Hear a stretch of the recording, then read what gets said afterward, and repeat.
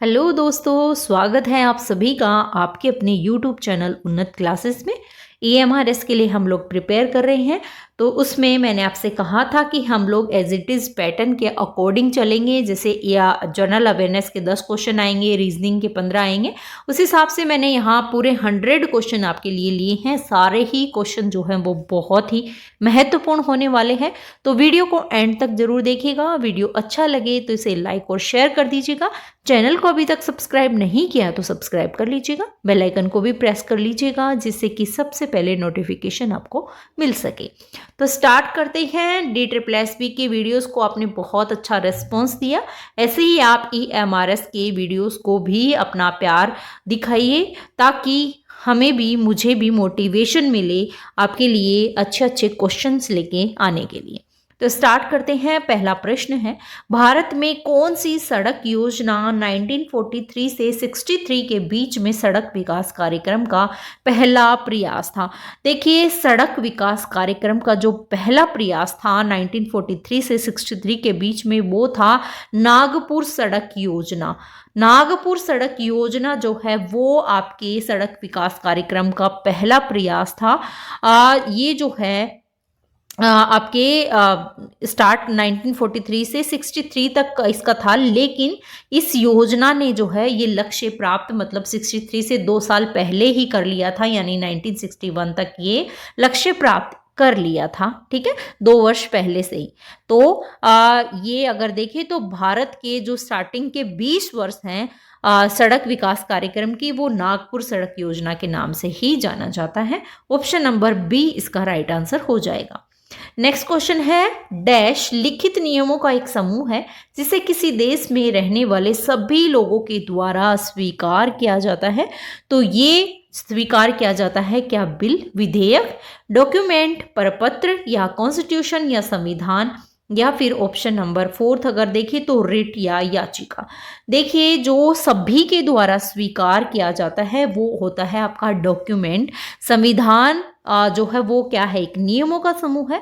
तो किसी भी देश में रहने वाले सभी लोगों के द्वारा ये स्वीकार किया जाता है, डॉक्यूमेंट या प्रपत्र जिसे कहते हैं। अगला क्वेश्चन है, गजनी का सुल्तान महमूद किस चोल राजा के समकालीन था? वेरी वेरी इंपॉर्टेंट क्वेश्चन है।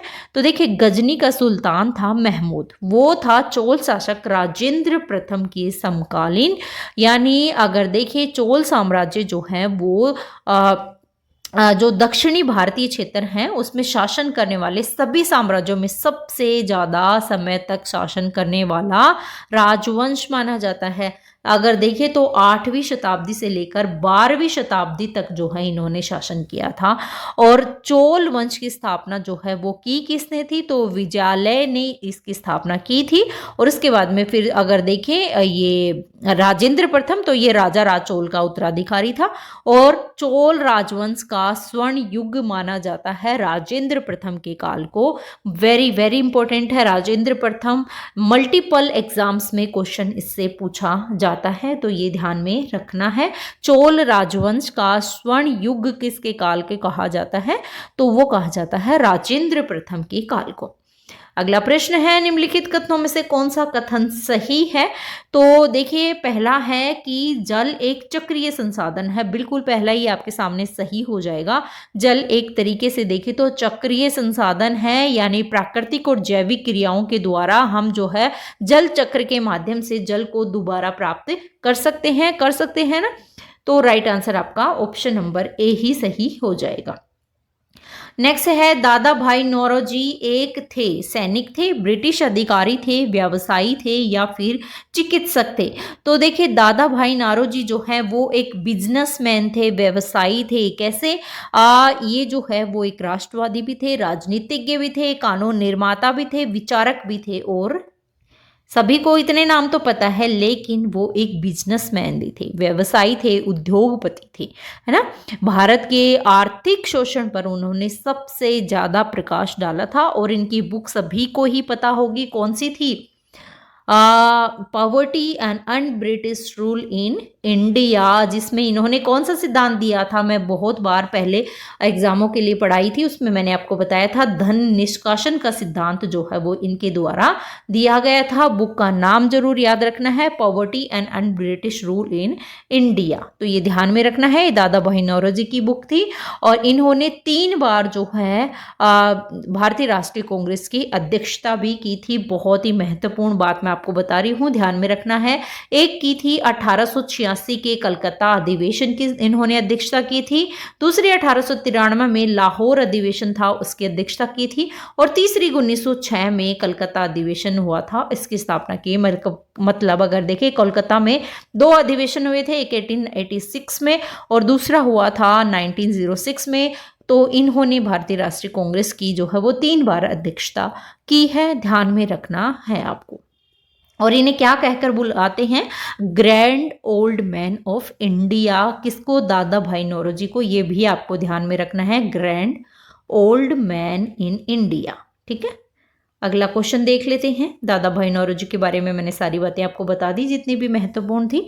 निम्नलिखित में से क्या सामान्यतः बिना बुझे चूने के रूप में जाना जाता है। देखिए, बिना बुझे चूने के रूप में जिसे जाना जाता है वो होता है calcium oxide, CaO। Calcium oxide को बिना बुझे चूने के रूप में जाना जाता है।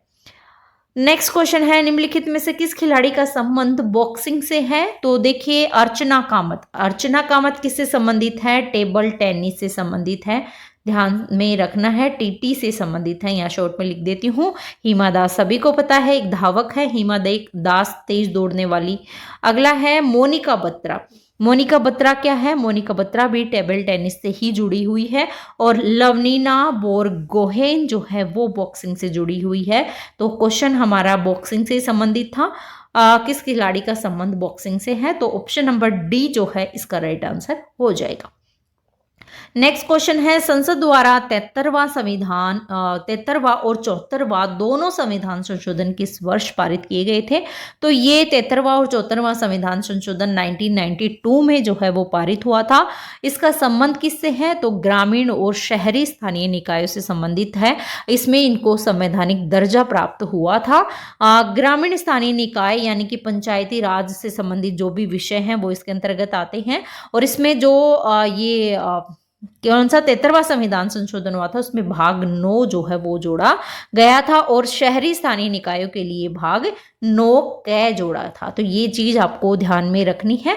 तो 73वां और 74वां संविधान संशोधन जो हुआ था वो 1992 में हुआ था, ध्यान में रखना है। पंचायती राज से रिलेटेड, शहरी स्थानीय निकाय से रिलेटेड क्वेश्चन है। अगला क्वेश्चन है, रोशन कुमारी किस भारतीय शास्त्रीय नृत्य शैली की प्रतिपादक है। तो रोशनी कुमारी भारतीय शास्त्रीय नृत्य जो है वो कथक की प्रतिपादक मानी जाती है। कथक जो है वो मोस्टली अगर देखें तो भारत के 8 प्रमुख जो है वो शास्त्रीय नृत्यों में से एक माना जाता है। टोटल शास्त्रीय नृत्य कितने हो गए, 8, और 8 में से एक कौन सा है, आपका कथक है। तो आपके पूछा है कि रोशन कुमारी भारतीय शास्त्रीय नृत्य किसकी प्रतिपादक है, तो ये है आपकी कथक की प्रतिपादक है। ये मोस्टली अगर देखें तो उत्तरी भारतीय क्षेत्र जैसे उत्तर प्रदेश हो गया, यहाँ से ये मानी जाती हैं। और अगर कलाकार देखिए इसमें कथक से रिलेटेड, तो कथक से रिलेटेड बहुत सारे जैसे बिरजू महाराज हो गए है ना, सितारा देवी होगी, लिच्छू महाराज हो गए। तो ये बहुत बड़े कथक के जो हैं वो क्या हैं आपके कथक नृत्य शैली से जुड़े हुए हैं। और शास्त्रीय नृत्य और कौन कौन से हो गए, जैसे एक तो मैंने बताया आपको कथक हो गया, दूसरा कौन सा हो गया, भरतनाट्यम हो गया, ठीक है। उसी के बाद में सत्रिय हो गया, ओडिसी हो गया, कथकली हो गया, मोहिनीअट्टम हो गया, कच्चूपुड़ी हो गया, मणिपुरी हो गए। तो टोटल 8 शास्त्रीय नृत्य हैं, ध्यान में रख लीजिएगा, क्वेश्चन बनता है। नेक्स्ट क्वेश्चन है हमारा, वेग एक विशेष दिशा में है।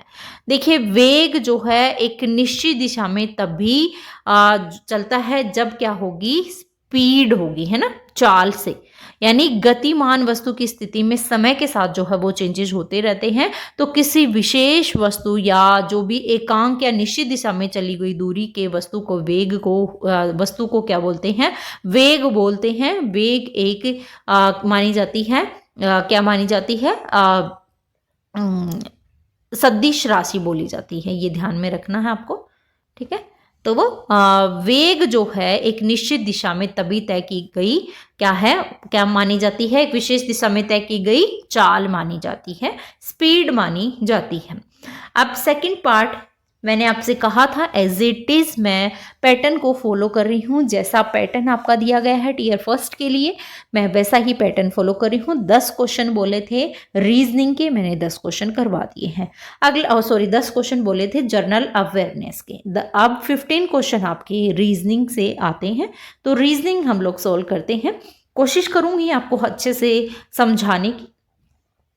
रीजनिंग का पहला प्रश्न है कि एक निश्चित कूट भाषा में नेपोलियन को हाउ विल ये लिख दिया के रूप में लिखा जाता है, तो उसी कूट भाषा में महादेव को कैसे लिखा जाएगा। देखिए आप सबसे पहले जो भी, जैसे नेपोलियन लिखा है मैं यहाँ एक बार लिख देती हूँ, NEPOLIAN। अब उसके नीचे आपको ये कूट लिखना है, ठीक है। एन के नीचे हमने लिखा M, ई के नीचे सी लिखा, क्यू लिखा, अगेन क्यू लिखा, उसके बाद में के, जी, बी और लास्ट में पी, ठीक है। तो ये सीक्वेंस जरूर आपको लिखना है। अब देखिए एन में क्या माइनस प्लस करेंगे क्या एम आएगा, मैं -1 किया तो एम आया। ई में क्या करेंगे, ई में -2 करेंगे तो मैम सी आएगा, ठीक है। नेक्स्ट क्या यही पैटर्न फॉलो हो रहा है कि पी में क्या करेंगे कि क्यू आएगा, तो पी में +2 करने पे +1 करने पे आपके क्या आ जाएगा, क्यू आ जाएगा। और ओ में +2 करने पे आपके क्या आ जाएगा, क्यू आ जाएगा, ठीक है। मतलब माइनस प्लस हो रहा है, इतनी चीजें हमको समझ में आ गई। अब यहाँ लिखा है मोहन देव, ठीक है। तो मोहन देव को हम कैसे लिखेंगे, यहाँ लिख लेते हैं, मोहन देव तो लिखा हुआ ही है, इसके नीचे कूट लिख देते हैं। तो हमने देखा था कि पहले -1 फिर -2 अगेन +1 और फिर +2 है, ये वाला पैटर्न फॉलो हो रहा है। लिखेंगे m में -1 करेंगे तो क्या आ जाएगा, l आ जाएगा। o में -2 करेंगे तो क्या आ जाएगा, m आ जाएगा। और h में +1 करेंगे तो क्या आ जाएगा, आई आ जाएगा, ठीक है। तो LMI किसी में दिख रहा है, LMI इसमें भी है, इसमें भी है, मतलब यहां तक तो फॉर्मूला हमारा आगे हमको करना ही पड़ेगा, ठीक है। तो हमको अब क्या करना है, +2 करना है, तो A में +2 करेंगे तो हमारे क्या आ जाएगा, C आ जाएगा। C यहाँ भी है, यहाँ भी है।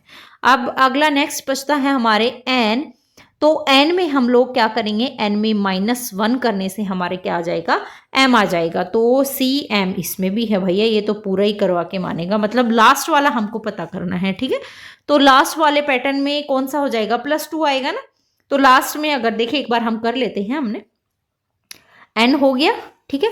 अब D में हम लोग क्या करेंगे, D में n में -1 किया था हमने, अब D में -2 करने पर हमारे पास क्या आ जाएगा, D में -2 करने पर B आ जाएगा, तो B भी दोनों में है। अब आगे बचता है E में +2 करने पर क्या बच गया, F आ गया। E में F ये रहा, है ना, F इसमें आ गया। तो ऑप्शन नंबर डी जो है हमारा करेक्ट आंसर हो जाएगा। नेक्स्ट क्वेश्चन हम देखते हैं। आई होप आपको समझ में आया हो, मैंने पूरी कोशिश की है आपको समझाने की, क्योंकि रीजनिंग में आपको 15 में से 15 मार्क्स लेकर आना है। बिल्कुल रीजनिंग में आप अच्छा स्कोर कर सकते हैं। एक कूट भाषा में हनी को G4MUX के रूप में लिखा है, तो उसी भाषा में इसको कैसे लिखेंगे। देखिए हनी को लिखा HONE, Y को लिखा है G, ये H है, H को लिखा G, O को लिखा 4, N को लिखा M और E को लिखा 2 और यहाँ X। अब देखिए ये अगर समझे तो बहुत ही सिंपल सा है। एच में क्या ऐड या माइनस करेंगे कि जिससे जी आएगा, तो एच में -1 किया तो जी आया। अब ये ओ के आगे 4 लिखा है, कैसे लिखा है? तो देखिए वोवल और कॉन्सोनेंट सभी को पता होगा, वोवल साउंड कितने होते हैं? 5 होते हैं। कौन कौन से होते हैं? अब मैं इसको इरेज नहीं करूंगी। ए ई आई ओ यू। अब देखिए वो ओ है जो एक वोवल साउंड है, कौन से नंबर पे? 1 2 3 4, फोर्थ नंबर पे आ रहा है, आ गया। ठीक है। एन में क्या किया? एन में अगेन -1 किया, एम आ गया। अब ई वोवल साउंड कौन से नंबर पे आ गया? सेकंड नंबर पे। बिल्कुल सही है। ठीक है, ये फॉर्मूला हमको पता चल गया। अब हमको इसको लिखना है, तो एस में हम लोग क्या करेंगे? एस में -1 कर देंगे तो क्या आ जाएगा? आर आ जाएगा। अगेन टी आ गया, टी में -1 करेंगे तो एस आ जाएगा। ए हमारा वोवल साउंड है, कितने नंबर पे आता है? फर्स्ट नंबर पे आता है, 1 नंबर पे आता है। अगेन आपके सामने टी आ गया, टी में -1 करेंगे तो एस आ जाएगा। और उसके साथ में यू वोवल साउंड है, वो यू कौन से नंबर पे? 5th नंबर पे आ जाएगा। तो यहाँ आप देख लीजिएगा सीक्वेंस। और ई जो है वो सेकंड नंबर, ए ई सेकंड नंबर का हो गया। ठीक है, तो आर एस 1S52। तो ऑप्शन नंबर अगर इसके हिसाब से देखें तो option number RS1S52 option number ए में दिया गया है। थोड़ा सा लंबा वीडियो हो जाएगा, पर मैं डिटेल में अच्छे से आपको समझा के कर रही हूँ। टाइम बहुत कम है। DSSB में मैंने आपको मिनिमम टाइम डेज में जो है वो आपका पूरा सिलेबस कंप्लीट करवाया था, और इस बार भी मैं प्रॉमिस कर रही हूँ आपको पूरा सिलेबस करवा दूंगी। नेक्स्ट क्वेश्चन है, एक निश्चित कूट भाषा में। देखिए रीजनिंग के क्वेश्चन बहुत इजी होते हैं, बस थोड़े टाइम टेकिंग होते हैं, तो थोड़ा सा आपको ध्यान से चीज़ों को करना है। भोपाल को जो है इस कूट लैंग्वेज में लिखा है, उसी के साथ में माओ के लिए कौन सी कूट लैंग्वेज का यूज किया जा रहा है? तो देखिए भोपाल बी, और यहाँ पर क्या है? डी है, तो बी में +2 किया। ठीक है, तो क्या आ गया? डी आ गया। वहीं एच में क्या ऐड किया कि क्या आया? तो एच में +3 ऐड किया तो के आया। ओ में क्या किया? तो ओ में +5 ऐड किया तो क्या आया? आपका टी आया। और डब्ल्यू में जो है, डब्ल्यू कहाँ से आ गया? भोपाल। ओ पी में जो है वो क्या ऐड किया कि डब्ल्यू आया, तो +4 +5 +7 ऐड किया तो आप क्या है? मतलब 2 का सीक्वेंस आ रहा है, पहले 2 आया, फिर 3 आया, फिर 5 7, उसके बाद में 11, उसके बाद में 13, है ना? तो ये सीक्वेंस आता रहेगा। तो हमको तो क्या करना है? इस कूट लैंग्वेज को लिखना है। कैसे लिखेंगे? तो एम में सबसे स्टार्टिंग में क्या ऐड किया था? स्टार्टिंग में 2 ऐड किया था, एम में +2 करेंगे तो क्या आ जाएगा? ओ आ जाएगा। एच में +3 करेंगे तो क्या आ जाएगा? एच में +3 करने पर आपका के आ जाएगा। ठीक है, ओके। ठीक है, आगे है आपका ओ में +5 करने पर टी आ जाएगा, और डब्ल्यू में आपके +7 करने पर डी आ जाएगा। ठीक है, तो OKTD D option number C में दिया गया है। मैं थोड़ा सा समझा रही हूँ आपको, थोड़ा मतलब आपको ऐसे हड़बड़ाहट में नहीं करना है, पूरा हमको सोल्व करना है। टाइम है तो, नहीं है तो थोड़ा सा स्पीड आपको अगले वीडियो में मैं इतना ज़्यादा अच्छे से नहीं समझाऊंगी। अभी आपको बता देती हूँ, थोड़ा सा समझा देती हूँ। यदि DIG को 25 के रूप में दे और कट को 49 के रूप में कूट किया जाता है, तो किक को किस कूट भाषा में लिखा जाएगा? देखिए डी जो है वो अल्फाबेट में कौन से नंबर पे आता है? 4th नंबर पे आता है। ठीक है, उसी के साथ में आई जो है वो 9th नंबर पे आता है। ठीक है, और आपके लास्ट में क्या है? DIG, जी जो है वो आपके 7th नंबर पे आता है। तो इन तीनों को हमको ऐड करें तो हमारा कितना आएगा? 20। अब यहाँ तो क्या बोला है? 25। ठीक है, हम यहाँ 5 करके देख लेते हैं, 25 आ गया। अब नेक्स्ट वाले में भी अगर ये फॉर्मूला लागू होता है तो हम फिर उसको क्वेश्चन में जो दिया गया है वो फॉर्मूला ऐड कर लेंगे। CUT, तो सी कौन से नंबर पे आ जाएगा? 3 नंबर पे। U21, देखिए अल्फाबेट का नंबर आपको जरूर याद रखना है, नहीं याद है तो आपको लिख लेना है जाते ही एग्जाम शीट पर कि अल्फाबेट की ये नंबर है। ठीक है, तो U आपका 21 नंबर पे आता है, और T जो है वो आपके 20th नंबर पे आता है। मतलब इनका टोटल करें तो कितना आ गया? 44। अब इसमें क्या दे रखा है?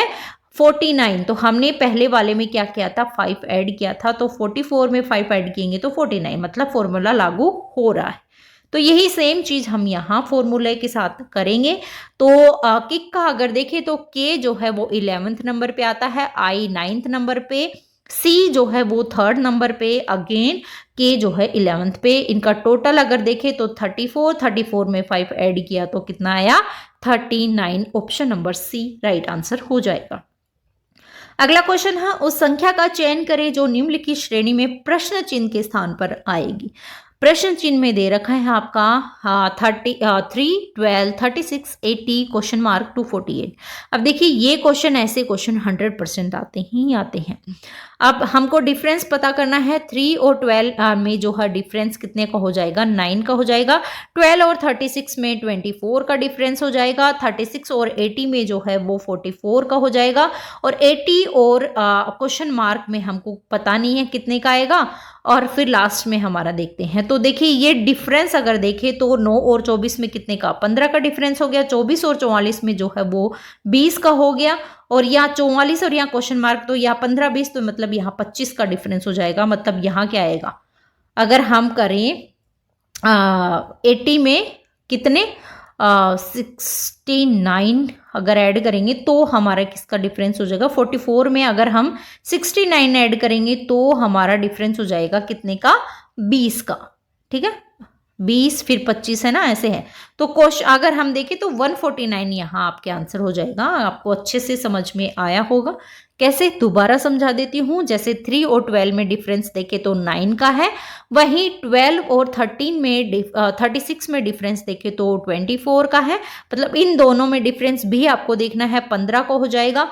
फिर 36 से 80 में डिफरेंस देखे तो 44 का हो जाएगा। तो 24 से 44 में डिफरेंस जो है वो कितने का 20 का हो जाएगा।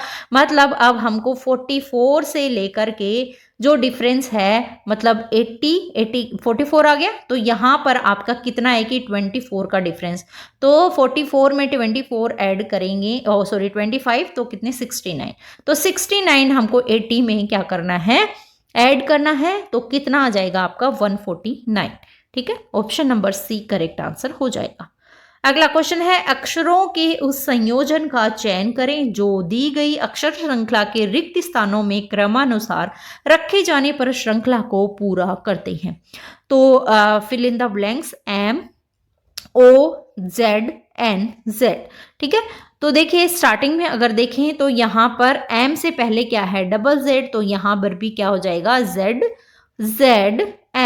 M के बाद में क्या दे रखा है तो M के बाद में आपके क्या हो जाएगा N आ जाएगा। ठीक है, MN। ठीक है, ZM और यहाँ पर N आ जाएगा OZNZ। और लास्ट में आपके क्या हो जाएगा यहाँ पर M आ जाएगा NO और यहाँ पर Z और N। ठीक है, तो ऑप्शन अगर हम देखें तो ऑप्शन नंबर डी जो है वो करेक्ट आंसर आपका हो जाएगा। ये बहुत ईजी है, इनको तो आप चुटकियों में कर देंगे। अब ये क्वेश्चन बहुत महत्वपूर्ण है, थोड़ा सा लेंदी क्वेश्चन होता है पर इजी बहुत होता है। देखिए कहा है 5 लड़कियों की रेस में जो है वो 5 लड़कियां पार्टिसिपेट करती हैं। रजनी महिका के पहले लेकिन गरिमा के बाद रेस समाप्त करती हैं। अब इसको आपको सीक्वेंस में लिखना है। रजनी महिका के पहले मतलब लास्ट में महिका आ जाएगी। महिका के पहले जो है कौन हो जाएगी रजनी हो जाएगी। और गरिमा के बाद रेस समाप्त करती है मतलब गरिमा फर्स्ट नंबर पे आ जाएगी, है ना। तो लास्ट में क्या आ गया आपकी महिका। ठीक है, यहां तक हमारे समझ में आ गया। अगला है अस्मिता संचाली से पहले लेकिन महिका के बाद। मतलब अब यहाँ पर क्या आएगी संचाली सबसे लास्ट में आ जाएगी, अस्मिता यहाँ पर आ जाएगी और महिका के बाद तो है, महिका तो ऑलरेडी यहाँ है तो इसके महिका के बाद अगर देखें तो अस्मिता आ जाएगी और फिर संचाली आ जाएगी। क्वेश्चन पूछा है रेस में दूसरे स्थान पर, सिंपल सा है रजनी सेकंड नंबर पे है ना। तो थोड़ा सा समझने की इसमें वो है, बाकी क्वेश्चन बहुत ही इजी होते हैं। एक निश्चित कूट भाषा में टेबल को ये लिखा है, उसी कूट भाषा में चेयर का कोड हमको पता करना है। बहुत ही सिंपल सा है, TABLE लिख लिया हमने। यहाँ लिखा है A, यहाँ लिखा है T मतलब क्रॉस किया है। ठीक है, यहाँ पर आपके BL को क्या लिखा है E यहाँ पर आ जाएगा और यहाँ पर आपके क्या लिखा है बी को एज इट इज लिखा है और यहाँ पर ई और एल आ गया, इनको क्रॉस कर दिया, मतलब ये वाला एज इट इज है। तो चेयर को भी सेम ऐसे ही लिखना आपको, सी एच लिखा है तो एच सी हो जाएगा ना, एच सी इसमें भी है, इसमें मतलब ये क्रॉस ये क्रॉस। फिर उसने बीच वाला एज इट इज लिखा है तो ए बीच में एज इट इज आएगा, यहाँ भी एज इट इज है, यहाँ भी एज इट इज है। अब आर आई आएगा, ठीक है, तो option number C correct answer हो जाएगा। अगला क्वेश्चन है, उस संख्या युग्म का चयन करें जिसमें दो संख्याएं उसी तरह से संबंधित है। दिए गए संख्या युग्म की दो संख्याएं कौन सी हैं? देखिए 31 और 250 इसमें दे रखा है, तो हम इसको अगर देखें मल्टीप्लाई करें, 31 को कितने टाइम मल्टीप्लाई करें कि 250 आए, तो मैम नहीं आता है। हम 31 को जो है 8 से मल्टीप्लाई करेंगे और फिर कितना आ जाएगा 248, 248 में +2 करेंगे 250 आ गया, ठीक है। ये वाला फॉर्मूला हम इनमें भी अपनाते हैं। तो इनमें अगर देखें हम तो इसमें तो बहुत ज़्यादा डिजिट हो जाएगी, ये भी बहुत ज़्यादा हो जाएगी। 54 वाला और ये दो करके देखते हैं। 54 को 8 से मल्टीप्लाई किया और फिर आपने 8 से मल्टीप्लाई करने के बाद में कितना आता है 232, ठीक है, और फिर 2 ऐड कर दिया एक, बिल्कुल ऑप्शन नंबर सी जो है वो इसका करेक्ट आंसर हो जाएगा। अगला क्वेश्चन है, 4 अक्षर समूह दिए गए हैं जिसमें 3 सभी प्रकार संगत हैं, एक असंगत है, तो असंगत का हमको चयन करना है। ये क्वेश्चन तो सभी एग्जामों में पूछे जाते हैं। तो NKHEB मतलब N में कितना ऐड माइनस प्लस करना है, ये सब इसी का खेल है। तो एन के मतलब इसमें -3 कर दिया, KH यानी K में -3 किया तो H आ गया, ठीक है। आगे भी अगर ये देखते हैं फॉर्मूला है तो H में -3 किया E आ गया और E में -3 किया B आ गया, मतलब ये सही है। और यही फॉर्मूला अगर इसमें देखें S में -3 किया P आ गया, P में -3 M आया, M में -3 J और J में -3 G, तो ये भी सही है। F में प्लस, देखिए यही गड़बड़ हो गई है ना, -3 आया ही नहीं है, तो हमें ये देखने की जरूरत नहीं है, ऑप्शन नंबर सी करेक्ट आ जाएगा। इसमें +2 हो रहा है, माइनस हो ही नहीं रहा है, एफ में +2 किया। नेक्स्ट क्वेश्चन है, देखिए निम्नलिखित वेन आरेख में कौन सा अक्षर उन सभी लोगों को दर्शाता है जो क्रिकेट के साथ कबड्डी खेलते हैं, वो जो तीनों खेल भी खेलते हैं। तो देखिए क्रिकेट के साथ कबड्डी खेलते हैं, क्रिकेट और कबड्डी, तो क्रिकेट के साथ कबड्डी यहाँ टी खेल रहा है। दूसरा है वो तीनों खेल भी खेलता है, मतलब कबड्डी क्रिकेट और फुटबॉल, तो कबड्डी क्रिकेट फुटबॉल मतलब एस खेल रहा है, ठीक है। तो एस और टी जो है वो ये आपकी कबड्डी खेलता है और टी जो है वो एस जो है वो तीनों खेल खेलता है, तो एस और टी राइट आंसर बी हो जाएगा। अगला क्वेश्चन देखते हैं, कौन सा अक्षर उन बोने लड़कों को दर्शाता है जो लेखक हैं वे बैडमिंटन नहीं खेलते हैं। तो लेखक का अगर देखिए तो रेक्टेंगल हो गया, बोने मतलब सर्कल लड़के, स्क्वायर, और ट्राइंगल बैडमिंटन खिलाड़ी। तो उसमें पूछा है कि बोने लड़कों को दर्शाता है जो लेखक है पर बैडमिंटन नहीं खेलते, मतलब ट्राइंगल के अंदर नहीं आते हैं। तो लेखक के अंदर अगर देखें तो जी अक्षर जो है, यानी ये सर्कल जो है वो बोनों का है, तो जी जो है वो आपके लेखक हैं परंतु बैडमिंटन नहीं खेलता है। अब ये रिलेशन का क्वेश्चन है, बहुत ही अच्छा क्वेश्चन है। गणेश अपनी माता के भाई के पिता की पोती के साथ, गणेश अपनी माता के भाई मतलब मामा हो गया, और पिता की पोती यानी नाना हो गए, है ना। तो मामा की बेटी हो गई ये, तो बेटी क्या हो गई, ममेरी बहन, है ना। तो किसके साथ टहल रहा है गणेश, तो माता के साथ, पुत्री के साथ, पोती या नातिन, या फिर आपकी ये रहना ऑप्शन में चचेरी ममेरी फुफेरी बहन। अगला क्वेश्चन है हमारा, MNOPQR एक वृत्ताकार मेज में चारों ओर केंद्र की ओर मुख करके बैठे हैं, परंतु जरूरी नहीं है कि वे इसी क्रम में बैठे हो, ठीक है। एन जो है वो आर के ठीक दाएं बैठा हुआ है। पहले हम सर्कल बना लेते हैं। एन जो है वो आर के ठीक दाएं बैठा हुआ है। यहाँ मान लेते हैं आर है, यहाँ एन के ठीक दाएं ऐसे चलेगा ना, दाएं बैठा हुआ है। दूसरा बोल रहा है कि एम एन के दाएं से दूसरे स्थान पर बैठा है, यानी एम अगर यहाँ पर एक बीच में बच जाता है तो एम यहाँ पर आ जाएगा, ठीक है। आगे बोला है कि ओ पी के दाएं से तीसरे स्थान पर बैठा है, यानी ओ पी के दाएं से तीसरे स्थान पर बैठा है, यानी ओ यहाँ पर मान ले अगर एक बार हम, तो यहाँ पर अगर देखें तो P, अब एक यहाँ पर बच गया, ठीक दाएं बैठा है Q, एक बचा तो Q बच गया है ना, तो Q यहाँ मान लेते हैं, तो 1 2 और 3 तीसरे स्थान पर बैठा है, तो बिल्कुल सही है। क्वेश्चन पूछा है कि आपके ठीक दाएं कौन बैठा है, किसके, के दाएं, ठीक है, तो P के दाएं जो ठीक बैठा है वो बैठा है Q। हमने अभी देखा था P के दाएं पूछा है इसमें, तो P के दाएं पर से कौन बैठा है, आपके Q बैठा है। Q ऑप्शन में हम कर देते हैं, ये O की जगह हम क्या कर देंगे, Q कर देंगे, तो option number D right answer हो जाएगा। दिए गए कथनों और निष्कर्षों को ध्यान से पढ़िए और मान्यता हुए कथनों में सही जानकारी सत्य भले ही तथ्यों को, अच्छा हमको कथन पढ़ने हैं और आंसर करना है, इतना बड़ा रामायण कथा हमको पढ़नी नहीं है। तो पहला है हमारा कि सभी ग्रह तारे हैं, ठीक है, ये ग्रह हो गए और सभी ग्रह जो है वो क्या है, तारे हैं, ठीक है, मान लिया। सभी तारे आकाश गंगाएं हैं, तो तारे क्या हैं, आकाश गंगाएं हैं, ठीक है। अभी हमसे पूछा है सभी ग्रह आकाश गंगाएं हैं, बिल्कुल अगर तारे आकाश गंगा है तो ग्रह भी आकाश गंगा हो गए, ठीक है। क्वेश्चन है कि न तो निष्कर्ष 1 और न ही 2 का अनुकरण करता है, तो ऐसा तो है नहीं।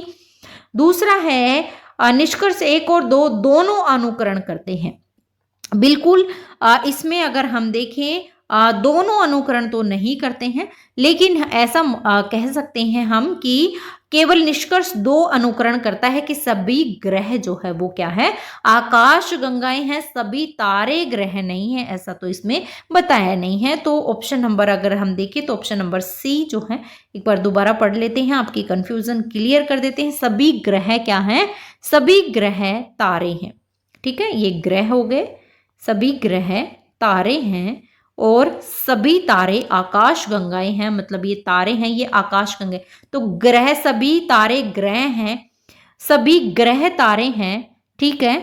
आगे है कि सभी तारे ग्रह हैं और सभी ग्रह आकाश गंगाएं हैं, ठीक है, तो सभी ग्रह आकाश गंगाएं हैं, ये एकदम सही है, तो 2 वाला ऑप्शन सही हो जाएगा। अब देखिए, अब आईसीटी के क्वेश्चन स्टार्ट करते हैं।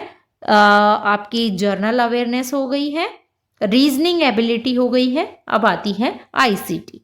पहला क्वेश्चन है आईसीटी का 26 नंबर का, रेमंड सैमुअल टॉमिल्सन निम्नलिखित में से किसका विकास करने के लिए प्रसिद्ध है, तो रेमंड सैमुअल टॉमिल्सन जो है वो एक अमेरिकी कंप्यूटर प्रोग्रामर थे और इन्होंने जो है वो अपार्टमेंट प्रणाली पर पहले मेल प्रोग्राम का विकास किया था। तो ये जो है वो क्या थे, मेल के लिए प्रसिद्ध हैं। ऑप्शन नंबर ए जो है वो इसका करेक्ट आंसर हो जाएगा, ध्यान में रखिएगा, बहुत ही महत्वपूर्ण प्रश्न है।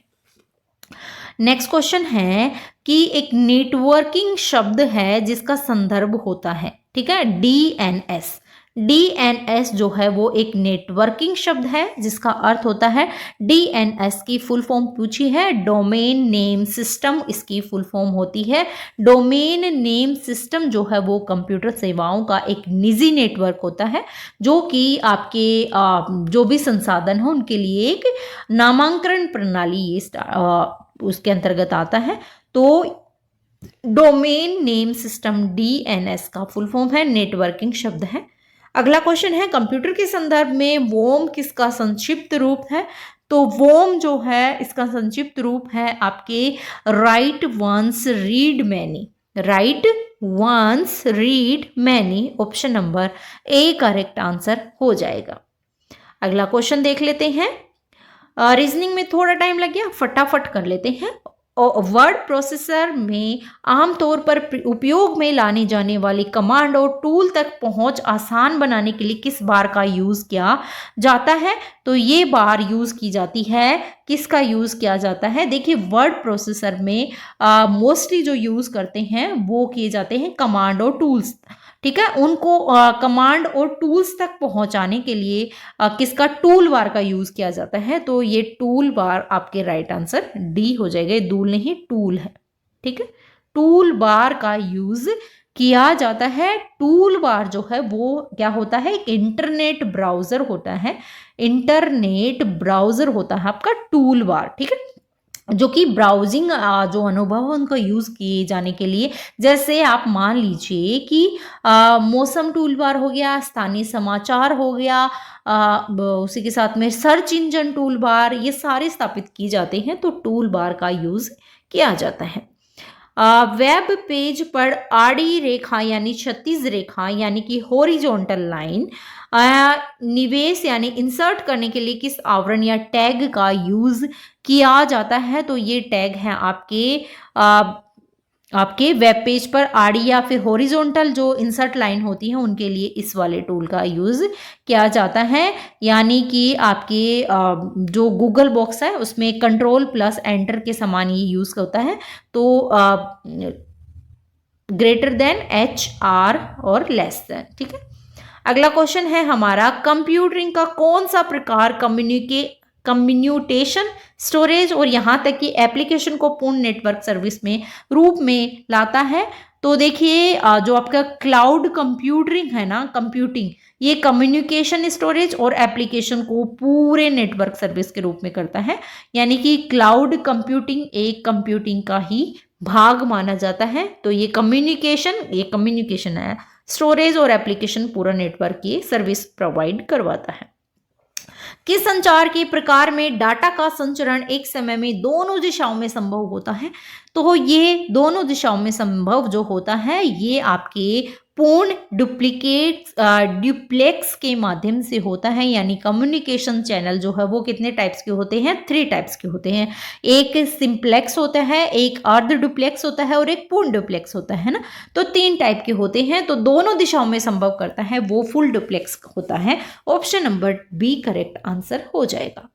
अगला क्वेश्चन है, लिनक्स ऑपरेटिंग सिस्टम का शुभंकर क्या है? देखिए लिनक्स एक तरीके से देखें तो क्या है? ऑपरेटिंग सिस्टम, और इसका शुभंकर जो है वो माना जाता है पेंगुइन। पेंगुइन जो है इसका शुभंकर है। ये एक ओपन सोर्स ऑपरेटिंग सिस्टम है और ऑपरेटिंग सिस्टम के उदाहरण के रूप में देखें तो MS DOS हो गया, माइक्रोसॉफ्ट विंडो होगी, यूनिक्स हो गया, है ना। तो पेंगुइन जो है इसका शुभंकर माना जाता है। अगला क्वेश्चन है हमारा, निम्न त्रुटियों में से किसी कंपाइलर द्वारा पहचान की जाती है? तो त्रुटियां जो पहचान की जाती है किसी कंपाइलर के द्वारा वो लॉजिकल त्रुटियां होती हैं, यानी लॉजिकल एरर्स होते हैं। किसी प्रोग्रामिंग भाषा में लिखे गए कंप्यूटर प्रोसेसिंग कोड में जो लॉजिकल त्रुटियां होती हैं उनको ये पहचानता है, और ये आपके सभी कंप्यूटर प्रोग्रामिंग जो भी होती हैं उनको उनके निर्देशों को ये सेट कर देता है। तो ये लॉजिकल त्रुटियां होती हैं, आपके लॉजिकल एरर्स को जो है कंपाइलर द्वारा पहचानी जाती हैं। अगला क्वेश्चन है हमारा, निम्नलिखित में से कौन सा कथन सही है? एक प्राइमरी की कैंडिडेट की होती है। अगला है, प्रत्येक रिलेशन की कम से कम एक फॉरेन की होती है। सही है, तो देखिए पहला वाला एकदम सही है। अगर देखें तो एक प्राइमरी की कैंडिडेट की भी है, बिल्कुल होती है। एक डाटाबेस बनाने के लिए हम की के जो सिद्धांत उनको यूज करते हैं, ठीक है। तो ये मोस्टली कितने प्रकार की होती है? 4 प्रकार की होती है। एक कौन सी होती है? प्राइमरी की, फॉरेन की, कैंडिडेट की और अल्टरनेट की, ठीक है। तो कोई ऐसी की जो किसी रिकॉर्ड को संरक्षित करने के लिए यूज की जाती है वो प्राइमरी की होती है, यानी ये सभी जो भी जरूरतें हैं उनको पूरा करती है, और उसको क्या बोलते हैं? कैंडिडेट की बोलते हैं। तो एक प्राइमरी की क्या होती है? कैंडिडेट की होती है। मैंने आपको ये बताया, तो प्राइमरी की को क्या कहते हैं? कैंडिडेट की भी कहते हैं। और ये जो है वो आपका कोई भी रिकॉर्ड है उसको संरक्षित करने के लिए इसका यूज किया जाता है। सूचना और संचार प्रौद्योगिकी उपकरण के रूप में हो सकते हैं ऑडियो और विजुअल। तो किस रूप में हो सकते हैं? केवल ऑडियो के रूप में, केवल विजुअल, केवल 2, ना 1 ना 2, दोनों के रूप में हो सकते हैं। ऑडियो भी हो सकते हैं, विजुअल भी हो सकते हैं। तो ऑप्शन नंबर सी इसका करेक्ट आंसर आपके हो जाएगा। अगला क्वेश्चन है, निम्नलिखित में से कौन सा शिक्षा में ICT का लाभ नहीं है? तो शिक्षा में ICT का लाभ नहीं है तो संचार अंतर को पूरा करना, प्रारंभिक शिक्षा को बढ़ावा देना। देखिए लाभ नहीं है, प्रारंभिक शिक्षा को बढ़ावा देना ICT का लाभ नहीं माना जाता है। यानी शैक्षिक अवसरों को विस्तृत करने के लिए उच्च शिक्षा के क्षेत्र में इसका महत्वपूर्ण योगदान होता है, ये प्रभावशाली होती है। प्रारंभिक शिक्षा में इसका महत्वपूर्ण नहीं होता है, तो बी इसका राइट आंसर, मतलब आईसीटी का लाभ नहीं है।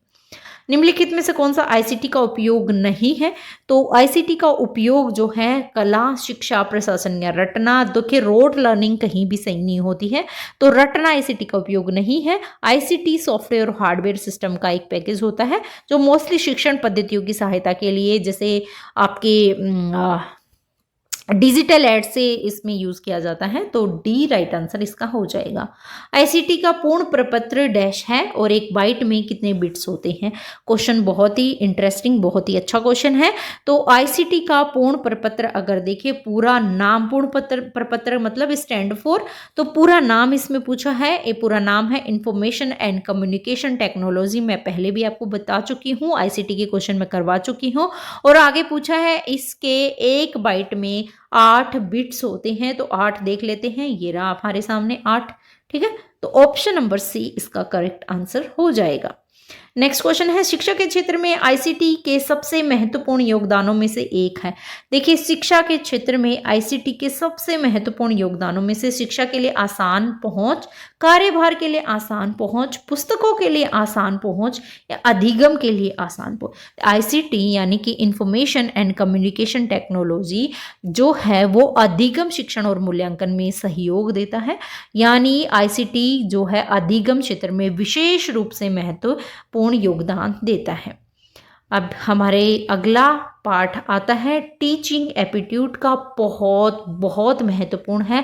30 क्वेश्चन आपके यहाँ पर आने वाले हैं और ये वाला पार्ट बहुत महत्वपूर्ण रोल प्ले यहाँ करेगा। तो पहला क्वेश्चन है हमारा टीचिंग एप्टीट्यूड का, एक बहुत विस्तृत और विशिष्ट योजना है जिसमें इच्छित सीखने के परिणाम है, शिक्षा का विवरण, सीखने की रणनीति और गतिविधियों और सीखने के परिणामों के मूल्यांकन के लिए वास्तविक उपकरण है। तो ये जो है वो किसके बारे में कहा गया है? ये कहा गया है पाठ योजना एक विस्तृत और विशिष्ट योजना है। ठीक है, लेसन प्लान के बारे में ये कहा गया है कि लेसन प्लान या पाठ योजना एक विस्तृत और विशिष्ट योजना है जिसमें सीखने के इच्छित परिणाम, शिक्षणाधिगम रणनीतियां और गतिविधियों का विवरण तथा सीखने के परिणामों के आकलन के लिए वास्तविक उपकरण इसमें शामिल रहते हैं। यानी अगर हम दूसरे शब्दों में देखें तो किसी पाठ के जो शिक्षण अधिगम के लिए जो उसका वर्णन करना, लिखित रूप में प्रस्तुत करना, तो ये सारी चीजें आपकी क्या हो जाएंगी? पाठ योजना हो जाएगी। पाठ योजना, अब हमें अपनी पाठ योजना में लचीलापन क्यों सुनिश्चित करना चाहिए? तो हमें हमारी पाठ योजना में लचीलापन इसलिए करना चाहिए क्योंकि देखते हैं ऑप्शन, पाठ योजना लचीलापन एक योजना की कई चीज़ों को शामिल करने के लिए अनुमति देगा ताकि पाठ्यक्रम को जल्द पूरा किया जा सके। ठीक है, अगला है लचीलापन निरंतर आकलन के जरिए योजना को समायोजित करता है। देखिए, जल्द पूरा करना नहीं हो जाएगा, निरंतर आकलन के जरिए योजना को समायोजित करना, ये भी आपका कहीं ना कहीं देखते हैं। अगला है हमारा अनुमति ताकि पाठ्यक्रम को जल्दी पूरा किया जा सके। देखिए, अगर हम देखें इसमें तो लचीलापन निरंतर आकलन के जरिए योजनाओं को समायोजित करने देगा। ठीक है, ये बात कहीं ना कहीं सही लगती है। दृढ़ पाठ योजना की तुलना में निरंतर मूल्यांकन कम महत्वपूर्ण है, तो ये वाला तो आपका देखें तो ये तो क्या हो जाएगा? गलत हो जाएगा। तो ऑप्शन अगर मेरे हिसाब से दो, हाँ, ऑप्शन नंबर डी जो है वो करेक्ट आंसर इसका हो जाएगा। अब देखिए अगला क्वेश्चन है हमारा 43 नंबर का, निम्नलिखित में से कौन सा कथन सही है? ठीक है, तो पहला है हमारा नकारात्मक विश्लेषणात्मक प्रस्ताव विरोधाभासी होता है। बिल्कुल होता है। नकारात्मक संश्लेषी प्रस्ताव समविरोधी भाषी नहीं होते हैं, तो ये भी एकदम आपका सही हो जाएगा। तो ऑप्शन नंबर 1 और 2 दोनों जो हैं वो सही हो जाएंगे, यानी नकारात्मक विश्लेषणात्मक प्रस्ताव विरोधाभासी होते हैं जबकि नकारात्मक संश्लेषी प्रस्ताव सविरोधाभासी नहीं होते हैं। तो आपके दोनों ही कथन यहाँ पर सही हो जाते हैं। अगला है निम्नलिखित में से कौन सा शिक्षण और सीखने के लिए एक प्रभावी विधि की विशेषताएं हैं। तो देखिए प्रभावी विधि की विशेषताएं छात्रों की मानसिक क्षमता और जरूरतों से मेल खाता है शिक्षण और सीखना, ठीक है। अगला है बच्चों की आलोचनात्मक सोच विकसित करता है, बच्चों के जीवन कौशल के विकास की गुंजाइश पैदा करता है। बिल्कुल तीनों ही आपके सामने सही हो जाते हैं। ऑप्शन नंबर डी इसका करेक्ट आंसर हो जाएगा। निम्नलिखित में से कौन से कारक वास्तविक शिक्षण अधिगम प्रक्रियाओं और अध्ययनों को प्रभावित करते हैं। तो ये आपको अगर देखें तो शिक्षकों की भूमिका, विश्वास और धारण, मूल्यांकन के तरीके, कक्षा की बातचीत की प्रक्रियाएं। तो इसमें आप अगर देखें तो पहला वाला कौन सा था, एक बार शिक्षकों की भूमिका बिल्कुल सही है। विश्वास और धारण ये भी एकदम सही है। मूल्यांकन के तरीके, कक्षा की बातचीत की प्रक्रिया, ये सभी कारक वास्तविक शिक्षण अधिगम प्रक्रियाओं के अध्ययनों को प्रभावित करते हैं। तो सारे ऑप्शन कौन से में हो गया, 1 2 3 और 4 ऑप्शन नंबर बी में दिए गए हैं। नेक्स्ट क्वेश्चन है हमारा, एक शिक्षक अपने लोकतांत्रिक स्वभाव के कारण छात्रों को कक्षा में कहीं भी बैठने देता है, ठीक है, अच्छी बात है। कुछ छात्र एक साथ बैठकर सामूहिक पठन करते हैं, कुछ शांति में बैठकर स्वयं पठन करते हैं। अधिगम उन्हें इसे पसंद नहीं करते हैं, अभिभावक इसे पसंद नहीं करते हैं। इस परिस्थिति में निपटने के लिए निम्नलिखित में सर्वश्रेष्ठ उपाय क्या होगा। तो देखिए अभिभावक प्राचार्य से शिक्षक की शिकायत करे, या फिर अभिभावक को अपने बच्चों का अनुभाग बदलने के लिए प्राचार्य से अनुरोध करे।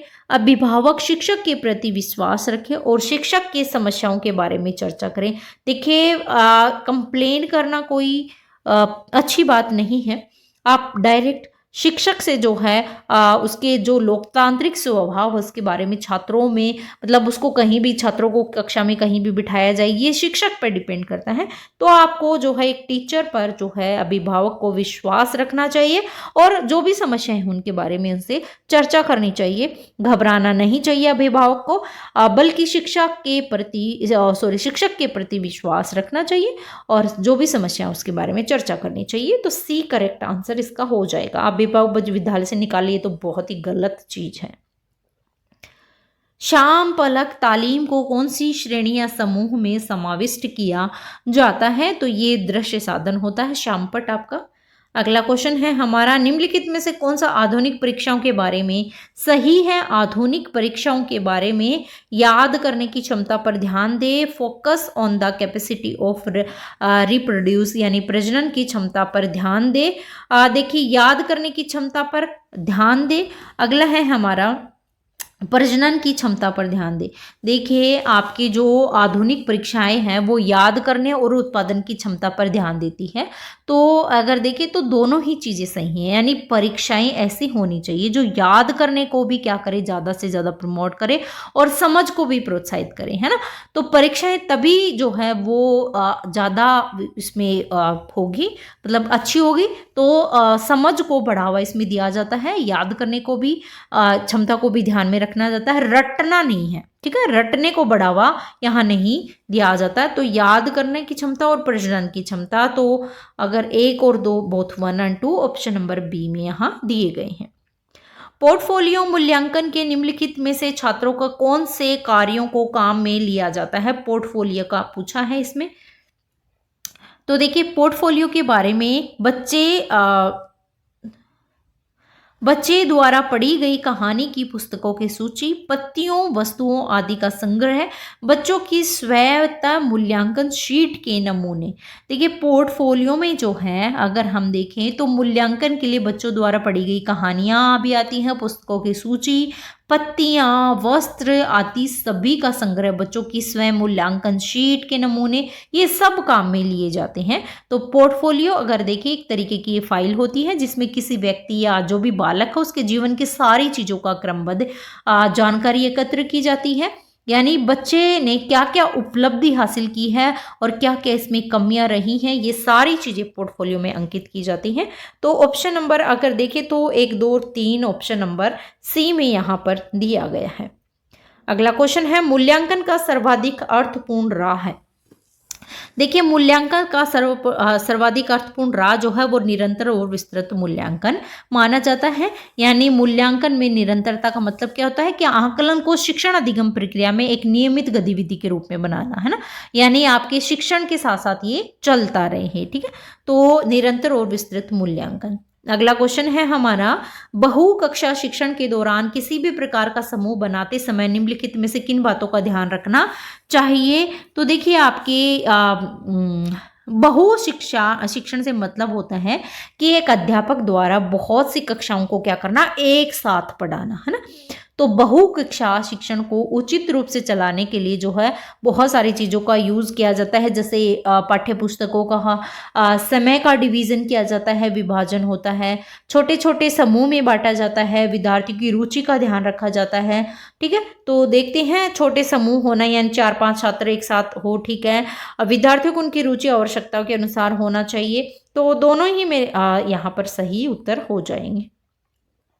अगला क्वेश्चन है, मल्टी ग्रेड शिक्षण के 4 पहलुओं पर विशेष ध्यान दिया जाता है। निम्नलिखित में से वो कौन से पहलू हैं।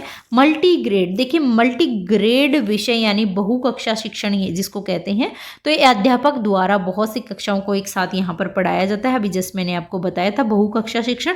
मल्टी ग्रेड शिक्षण सेम ही होता है, इसमें अलग अलग स्तर यानी तेज कमजोर जो भी छात्र हैं वो साथ में पढ़ते हैं। तो मल्टी ग्रेड शिक्षण में जो है मोस्टली अगर देखें तो 4 पहलुओं का ध्यान रखा जाता है। कौन कौन से? पहले कक्षा संगठन का, दूसरा छात्रों के समूहन का, अधिगम सामग्री का और उचित योजना का, ठीक है। तो 1, 2, 3 और 4 यहाँ करेक्ट आंसर हो जाएंगे। 5E मॉडल का विकास किसने किया था? बहुत ही महत्वपूर्ण प्रश्न है। तो रोजर बेबी ने जो है वो 5E मॉडल जो है वो चरण जो है वो शामिल किया था। इन्होंने 5E का मतलब, E मतलब एंगेज, एक्सप्लोर, एक्सप्लेन और इलोब्रेशन और इवेल्युएट, है ना, ठीक है। जो तो 5E का मतलब ये होता है, हिंदी में अगर मैं आपको बताऊं तो एंगेज यानी संलग्न करना, एक्सप्लोर यानी अन्वेषण करना, एक्सप्लेन व्याख्या करना और इलेबोरेट यानी विस्तृत करना और लास्ट बचता है आपका मूल्यांकन यानी इवेल्युएट, ठीक है। तो 5E रोजर बेबी के द्वारा दिया गया था। निम्नलिखित में से क्या पढ़ाया नहीं जा सकता है बल्कि व्यवहारिक रूप से इसे अंगीकार करने, इसे आत्मसात किया जा सकता है? तो ये है आपका मूल्य जो हैं वो व्यवहारिक रूप से अंगीकार करने और आत्मसात किए जा सकते हैं, पढ़ाया नहीं जा सकता है, ठीक है। तो डी राइट आंसर इसका हो जाएगा। अगला है, निम्नलिखित में से क्या अध्यापक केंद्रित उपागम की एक विशेषता नहीं है? विद्यार्थी, छोटा कर लेते हैं थोड़ा, विद्यार्थी अध्यापक द्वारा बताई गई बात को सीख रहे हैं, विद्यार्थी क्षेत्र में काफी अभ्यास कर रहे हैं, विद्यार्थी पहाड़ों की कंठस्थ याद कर रहे हैं, विद्यार्थी समूह में मिट्टी और कागज का प्रयोग करके अनेक मॉडल बना रहे हैं, ठीक है। तो एक अध्यापक केंद्रित दृष्टिकोण जहां पर देखिए तो कक्षा में गतिविधियां जो भी हैं शिक्षक द्वारा नियंत्रित किया जाता है, छात्र अपना सारा ध्यान शिक्षक पर लगाते हैं। तो ये आपका अगर हम देखें ऑप्शन नंबर विशेषता नहीं है, तो ये विशेषता इसकी नहीं हो जाएगी। बाकी सारी चीज़ें आपकी देखिए तो ये सही हो जाएगी। यानी कि जो भी चीज़ें हैं वो शिक्षक निर्देशन में मार्गदर्शन में सीख रहा है, बल्कि स्वयं के समूह में मिट्टी कागज के यूज़ करके मॉडल बनाने की अनुमति यहाँ पर नहीं मिलती है, शिक्षक के अनुदेशन में बोला है। क्वेश्चन को आपको ध्यान से पढ़ना है, ठीक है। अगला है, एक प्रकार के शिक्षण में शिक्षार्थी की एक ज्ञान साधक होता है जिसमें शिक्षक सहायता और मार्गदर्शक होता है। तो ये होता है शिक्षार्थी केंद्रित दृष्टिकोण यानी कि लर्नर सेंटर्ड अप्रोच में जो है वो आपके शिक्षार्थी जो है वो सीखने वाला होता है, ज्ञान साधक होता है। इसमें शिक्षक जो है वो सुविधाकर्ता और मार्गदर्शक के रूप में कार्य करता है, तो ये ध्यान में रखना है, ठीक है। और इस उपागम का उद्देश्य क्या है? तो शिक्षार्थी को सीखने के पथ में सक्रिय बनाकर उसकी स्वतंत्रता का विकास करना। नेक्स्ट क्वेश्चन है, देखिए, डैश को दिए गए सभी कारक छोड़कर स्कूलों में बहुकक्षा की स्थिति पैदा करते हैं। मतलब कौन सा कारण है जिसको छोड़कर के सारे कारण जो कि बहुकक्षा की स्थिति को पैदा करते हैं। हम देख चुके हैं बहुकक्षा की स्थिति या फिर मल्टी क्लासरूम ये क्या स्थिति होती है। तो देखते हैं, शिक्षक नियुक्ति में देरी, तो देखिए बिल्कुल हो सकती है। बहु कक्षा मतलब क्या होता है, जैसे कि प्राइमरी जो स्कूल्स होते हैं ना उसमें टीचर का अभाव होता है, टीचर नहीं होते हैं, या फिर कक्षा बड़ी होती है टीचर कम होते हैं, तो ऐसे स्कूल्स में जो है वो बहु कक्षा या फिर बहुस्तरीय शिक्षण विधि की यहाँ पर जरूरत पड़ती है। तो इस विधि से क्या होता है कि एक ही क्लासरूम में क्या होता है, एक से ज्यादा मतलब क्लासेस के बच्चों को एक साथ बिठा दिया जाता है और फिर टीचर उस क्लास को जो है वो माइंड करते हैं, तो ये बहु कक्षा कही जाती है। ठीक है, तो स्कूलों में जो बहु कक्षा की स्थिति पैदा होती है उसका एक प्रमुख कारण यही है कि जो शिक्षक है उनकी नियुक्ति में देरी की वजह से बहु कक्षा की स्थिति हो सकती है। दूसरा है स्कूलों में आवश्यक कक्षाओं की संख्या में कमी। ऐसा भी हो सकता है कि जितनी जरूरत हो क्लासरूम्स की उतनी जरूरत मतलब है नहीं, तो बच्चों को कंबाइंड एक साथ बिठा दिया जाता है, तो ये भी हो सकता है। क्वेश्चन को आपको ध्यान से समझना है। नेक्स्ट है हमारा स्कूल में विशेष हस्तक्षेप कार्यक्रम चलाना। बिल्कुल, अगर स्कूल में कुछ कार्यक्रम चल रहे हैं जैसे एनुअल फंक्शन वगैरह होते हैं, ये स्कूल में कुछ अलग अलग जो कल्चरल प्रोग्राम या फिर कोई भी प्रोग्राम्स जो होते हैं, तो उसमें क्या होता है टीचर उसमें बिजी हो जाता है, तो क्लासेस को जैसे मान लीजिए कोई भी क्लास है, आप मान लीजिए 7th क्लास है, ठीक है, तो 7th के सेक्शन बने हुए ABCD, तो जो बच्चा पार्ट कर रहा है वो तो उस प्रोग्राम में चला जाएगा, और जो बच्चे बचते हैं ना पूरे सेक्शन को, तो उनको एक साथ बिठा दिया जाता है, तो ऐसा भी किया जा सकता है, ये भी सही है। नेक्स्ट है शहरी विद्यालयों में उचित संचार व्यवस्था का अभाव। देखिए ऐसा नहीं है कि जहां शहरी जो विद्यालय हैं वहां पे उचित संचार व्यवस्था का अभाव है, वो स्कूलों में बहु कक्षा की स्थिति को पैदा नहीं करता है। तो हमसे नहीं पैदा करते हैं, किसको छोड़कर बोला है, तो डी को छोड़कर बाकी सारे करते हैं। आई होप समझ में आया हो आपको। नेक्स्ट क्वेश्चन है हमारा, एक शिक्षक की निम्नलिखित में से कौन सी भूमिका एक संगठन में प्रबंधक की भूमिकाओं की जिम्मेदारी के समान है, तो वो कौन सी भूमिका है। देखिए कक्षा में अनुशासन बनाए रखने को प्राथमिकता देना। बिल्कुल, अगर देखें तो विद्यालय प्रशासन के अंतर्गत देखें तो जो राज्य द्वारा नियम बनाए जाते हैं, जो आदेश होते हैं या जो अध्यादेश होते हैं, उनका अनुपालन विद्यालय को करना ही होता है ना। तो आपको अनुशासन बनाए रखने की प्राथमिकता यहाँ पर मिलती है। मतलब जो शिक्षा व्यवस्था है उसमें शिक्षक की भूमिका महत्वपूर्ण होती है और शिक्षक जो है ये कार्य करेगा। दूसरा है कि छात्रों को उनके प्रदर्शन के बारे में प्रतिक्रिया प्रदान करना, ये भी बहुत महत्वपूर्ण है कि छात्र जो भी प्रदर्शन करते हैं उसके बारे में प्रतिक्रिया प्रदान करना है। उसके अलावा और चीजें देखें तो पाठ्यक्रम से संबंधित जो भी मतलब साधन है या सुविधाएं हैं, तो कक्षा शिक्षक या विशेषज्ञ जो है वो विद्यालय में व्यवस्था करेगा। इसके अलावा मूल्यांकन और नियंत्रण भी शिक्षक की भूमिका में महत्वपूर्ण होता है। तो क्वेश्चन है हमारा, भूमिका संगठन में प्रबंधक की भूमिका शिक्षक का पूछा है, तो बिल्कुल दोनों ही जो है वो शिक्षक की भूमिका यहाँ पर हो जाएगी। नेक्स्ट क्वेश्चन है हमारा, ऋतुराज को 10वीं कक्षा में उसे कुछ गुस्से की समस्या है, ठीक है, 10वीं क्लास में है और उसको गुस्से की समस्या है, बहुत ज्यादा उसे गुस्सा आता है। वह अक्सर अपने साथियों के साथ मौखिक और शारीरिक तर्क वितर्क में लिप्त पाया जाता है। एक शिक्षक इससे कैसे निपटारा पाएगा। देखिए 10वीं क्लास में जो है वो किशोरावस्था आप सभी को पता है आती है, और इस टाइम पे जो है वो फिजिकली मेंटली हार्मोन्स चेंज होते हैं, तो बहुत सारे चेंजेस देखने को मिलते हैं। तो ऋतुराज भी जो है वो 10th क्लास का स्टूडेंट है और उसमें बहुत सारे चेंजेस ये हैं कि वो बहुत ज्यादा एंगर स्वभाव का है, बहुत ज्यादा उससे गुस्सा आता है। तो टीचर जो है वो अपने फ्रेंड्स के साथ में शारीरिक बातें करता है, मौखिक बातें करता है, तो उसमें वो रहता है। तो टीचर जो है इस समस्या को कैसे निपटाएगा। साथियों अपने साथियों को उससे बात न करने और अकेला छोड़ने के लिए कहेगा। देखिए इससे तो वो और ज्यादा मतलब उसमें चेंजेस आएंगे। अगला है उसे अपनी गलती न दोहराने के लिए 10 बार लिखने के लिए दिया जाएगा, तो ऐसा भी नहीं कर सकते। आप सभी को पता है किशोरावस्था तनाव व तूफान की अवस्था होती है, तो जितना मतलब उनको ज्यादा आप गुस्से से या अग्रेसिव होकर बात करेंगे तो वो नहीं मानेंगे। उसे अपनी संवेदनाओं को एहसास से अवगत कराकर वह ऐसा कैसे और क्यों महसूस करता है इस बारे में अंतर्दृष्टि प्राप्त करने का प्रयास करना बिल्कुल एकदम सही है। उसे जो ये चीजें हैं उसके बारे में एक शिक्षक जो है इस समस्या से निपटारा पाने के लिए उसकी संवेदनाओं और एहसास से उसको अवगत कराएगा तथा बच्चा ऐसा कैसे और क्यों महसूस करता है इस बारे में वो अंतर्दृष्टि प्राप्त करने का भी प्रयास करेंगे।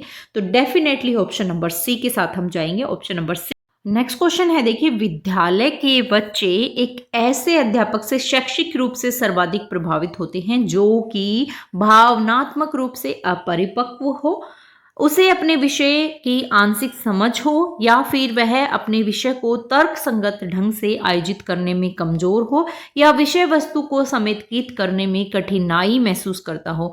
देखिए, इसमें पूछा है कि सबसे ज्यादा प्रभावित कौन से शैक्षिक रूप से सर्वाधिक प्रभावित उससे होंगे। अगर एक टीचर है वो भावनात्मक रूप से अपरिपक्व हो, तो यदि आप सोचिए अगर टीचर ही भावनात्मक रूप से अपरिपक्व हो तो उसमें क्या होगा कि जो भी परिस्थितियां हैं उसके प्रति जो है वो प्रतिक्रिया देने में और जो भावनाएं हैं उनको नियंत्रण करने में उसमें कठिनाई होगी। दूसरों के जो सही व्यवहार है उसको भी वो गलत समझेगा, समस्याएं उसको होगी।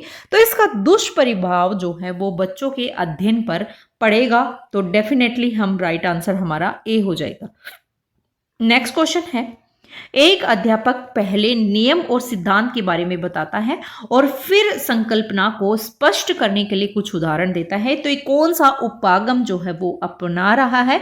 तो देखिए, एक अध्यापक अपने पहले क्या करेगा, नियम, ठीक है, और सिद्धांत के बारे में बताएगा। पहले नियम और सिद्धांत के बारे में बताएगा और फिर जो है वो संकल्पनाओं को स्पष्ट करते हुए क्या करेगा, उदाहरण देगा। तो इस प्रकार वह कौन से उपागम का यूज कर रहा है, वो निगमनात्मक यानी डिडक्टिव अप्रोच का यूज कर रहा है, निगमनात्मक उपागम का यूज कर रहा है। यानी निगमनात्मक विधि जो है वो शिक्षण, अध्ययन और तर्क की विधि कहलाती है। तो ये ध्यान में रखना है कि पहले वो नियम और सिद्धांत बता रहा है, उसके बाद में संकल्पनाओं को स्पष्ट करते हुए वो उदाहरण की ओर जा रहा है। तो ये डिडक्टिव मेथड या फिर निगमनात्मक उपागम आपको जरूर याद रखना है। इसमें छात्र जो है वो सामान्य सिद्धांत से विशिष्ट की ओर चलते हैं ना, तो निष्कर्ष के लिए ये जो है वैधता प्रदर्शित करता है, ये ध्यान में आपको रखना है, निगमनात्मक उपागम। नेक्स्ट क्वेश्चन है हमारा, स्कूली शिक्षा में अध्ययन दौर की क्या सार्थकता है। देखिए, स्कूली शिक्षा में अध्ययन दौर यानी जो भी शैक्षिक अध्ययन दौर मतलब जो शैक्षिक यात्राएं होती है ना, ले जाते हैं बच्चों को घुमाने, तो छात्रों को किसी विशेष स्थान या विषय के बारे में अधिक जो है सीखने का मौका प्रदान करती है ये, और सहभागिता भी इसमें बढ़ती है। तो ये सहभागिता बढ़ती है, एकांतता का भाव नहीं होता, हम मनोरंजन महत्व है, परियोजना की कार्य की अपेक्षा पूर्ति पर बल दिया जाता है। तो देखिए, बिल्कुल अगर बच्चे साथ में पिकनिक पे जाते हैं तो उनमें आपस में जो है वो काफी कोलैबोरेटिव एटीट्यूड हो जाता है उनका। तो ये आपका राइट आंसर बी हो जाएगा। अगला क्वेश्चन है, आगमनात्मक उपागम का समर्थन कौन करता है। हमने अभी निगमनात्मक उपागम देखा था, आगमनात्मक उपागम का क्या करता है, समर्थन करता है, वो रचनावादी करता है। हमने क्वेश्चन पहले ये देख चुके हैं, ये नहीं था परंतु कुछ ऐसा ही था।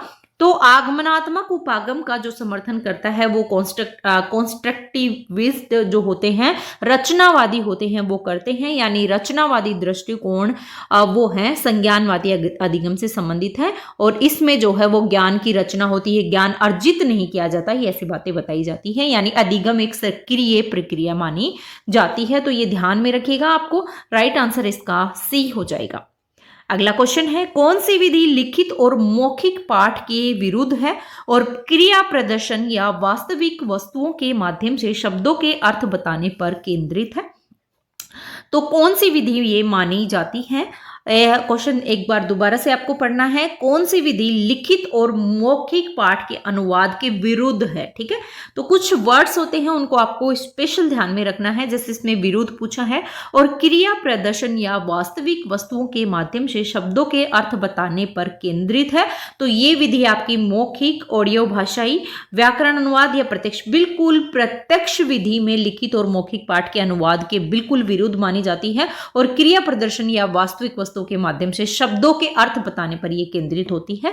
तो इस विधि का मुख्य सिद्धांत ये होता है कि जिस प्रकार बालक क्या करेगा, श्रवण और अनुकरण के द्वारा मातृभाषा से सीखेगा, उसी प्रकार वह दूसरी भाषा भी सीख सकता है। तो ऐसा इसमें कहा जाता है। तो यही आपका क्वेश्चन है, प्रत्यक्ष विधि ये होती है। नेक्स्ट क्वेश्चन है हमारा, निम्नलिखित में से कौन सा खोज विधि का एक अभिलक्षण नहीं है?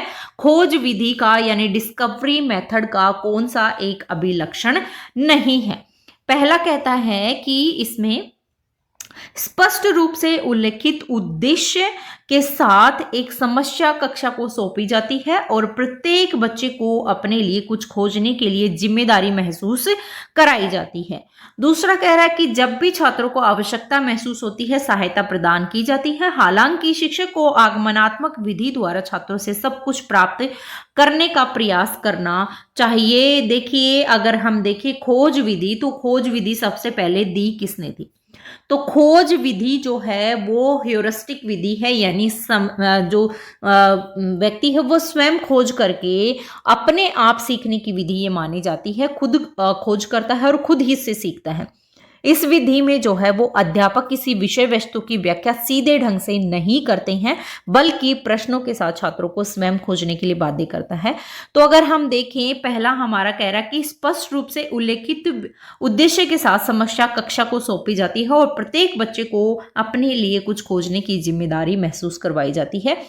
तो देखिए, ऐसा नहीं होता है, क्योंकि इसमें संयुक्त रूप से जो है वो परिणाम प्राप्त किया जाता है, न कि व्यक्तिगत रूप से। तो पहला वाला आपका गलत हो जाएगा। अगला कह रहा है कि जब भी छात्रों को आवश्यकता महसूस होती है तो सहायता प्रदान की जाती है। हालांकि शिक्षक आगमनात्मक विधि के द्वारा छात्रों से सब कुछ प्राप्त करने का प्रयास करना चाहिए। हालांकि देखिए, कहते हैं कि आगमनात्मक विधि के द्वारा छात्र सब कुछ प्राप्त करने का प्रयास करना चाहिए जब भी छात्रों की आवश्यकता महसूस होती है। तो अगर हम देखें तो इसमें ये भी आपका गलत हो जाएगा, यानी कि जब भी छात्रों को आवश्यकता है तो सहायता प्रदान होती है।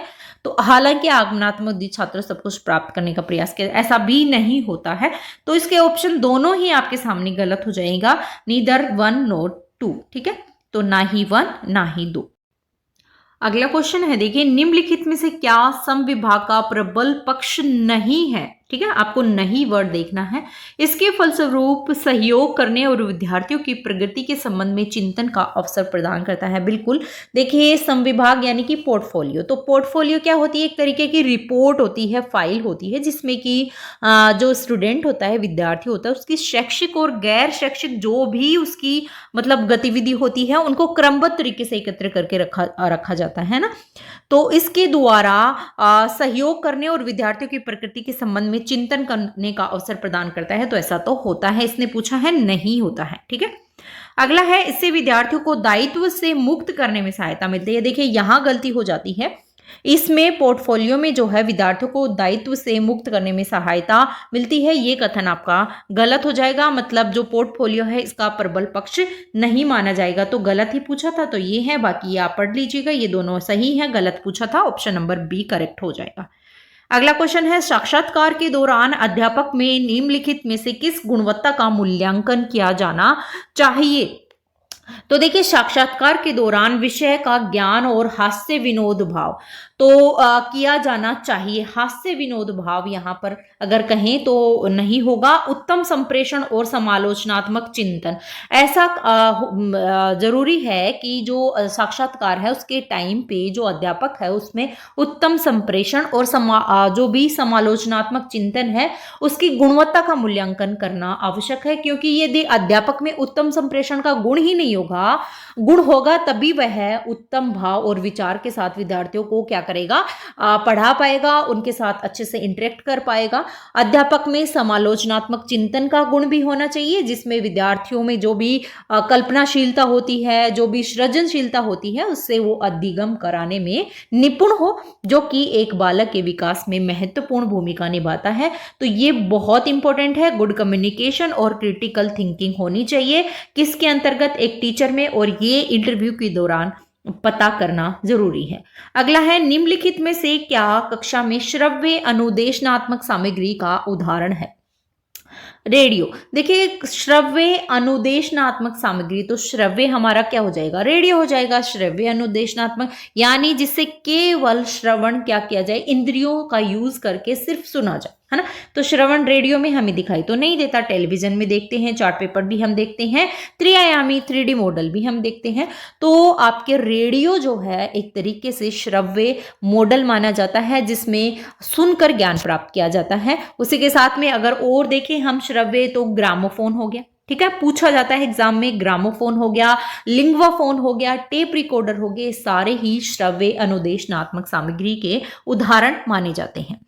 नेक्स्ट क्वेश्चन है अधिगम से संबंधित प्रभावी प्रतिपुष्टि है। अधिगम से संबंधित प्रभावी प्रतिपुष्टि, इसमें अधिगमकर्ता के सबल और दुर्बल पक्ष की पहचान की जाती है, हमने अभी देखा था। अधिगम से संबंधित जो प्रभावी प्रतिपुष्टि है उसमें लक्ष्यों और परिणामों के सापेक्ष विद्यार्थियों के प्रदर्शन के बारे में शिक्षार्थी को जो भी जानकारी है वो दी जाती है।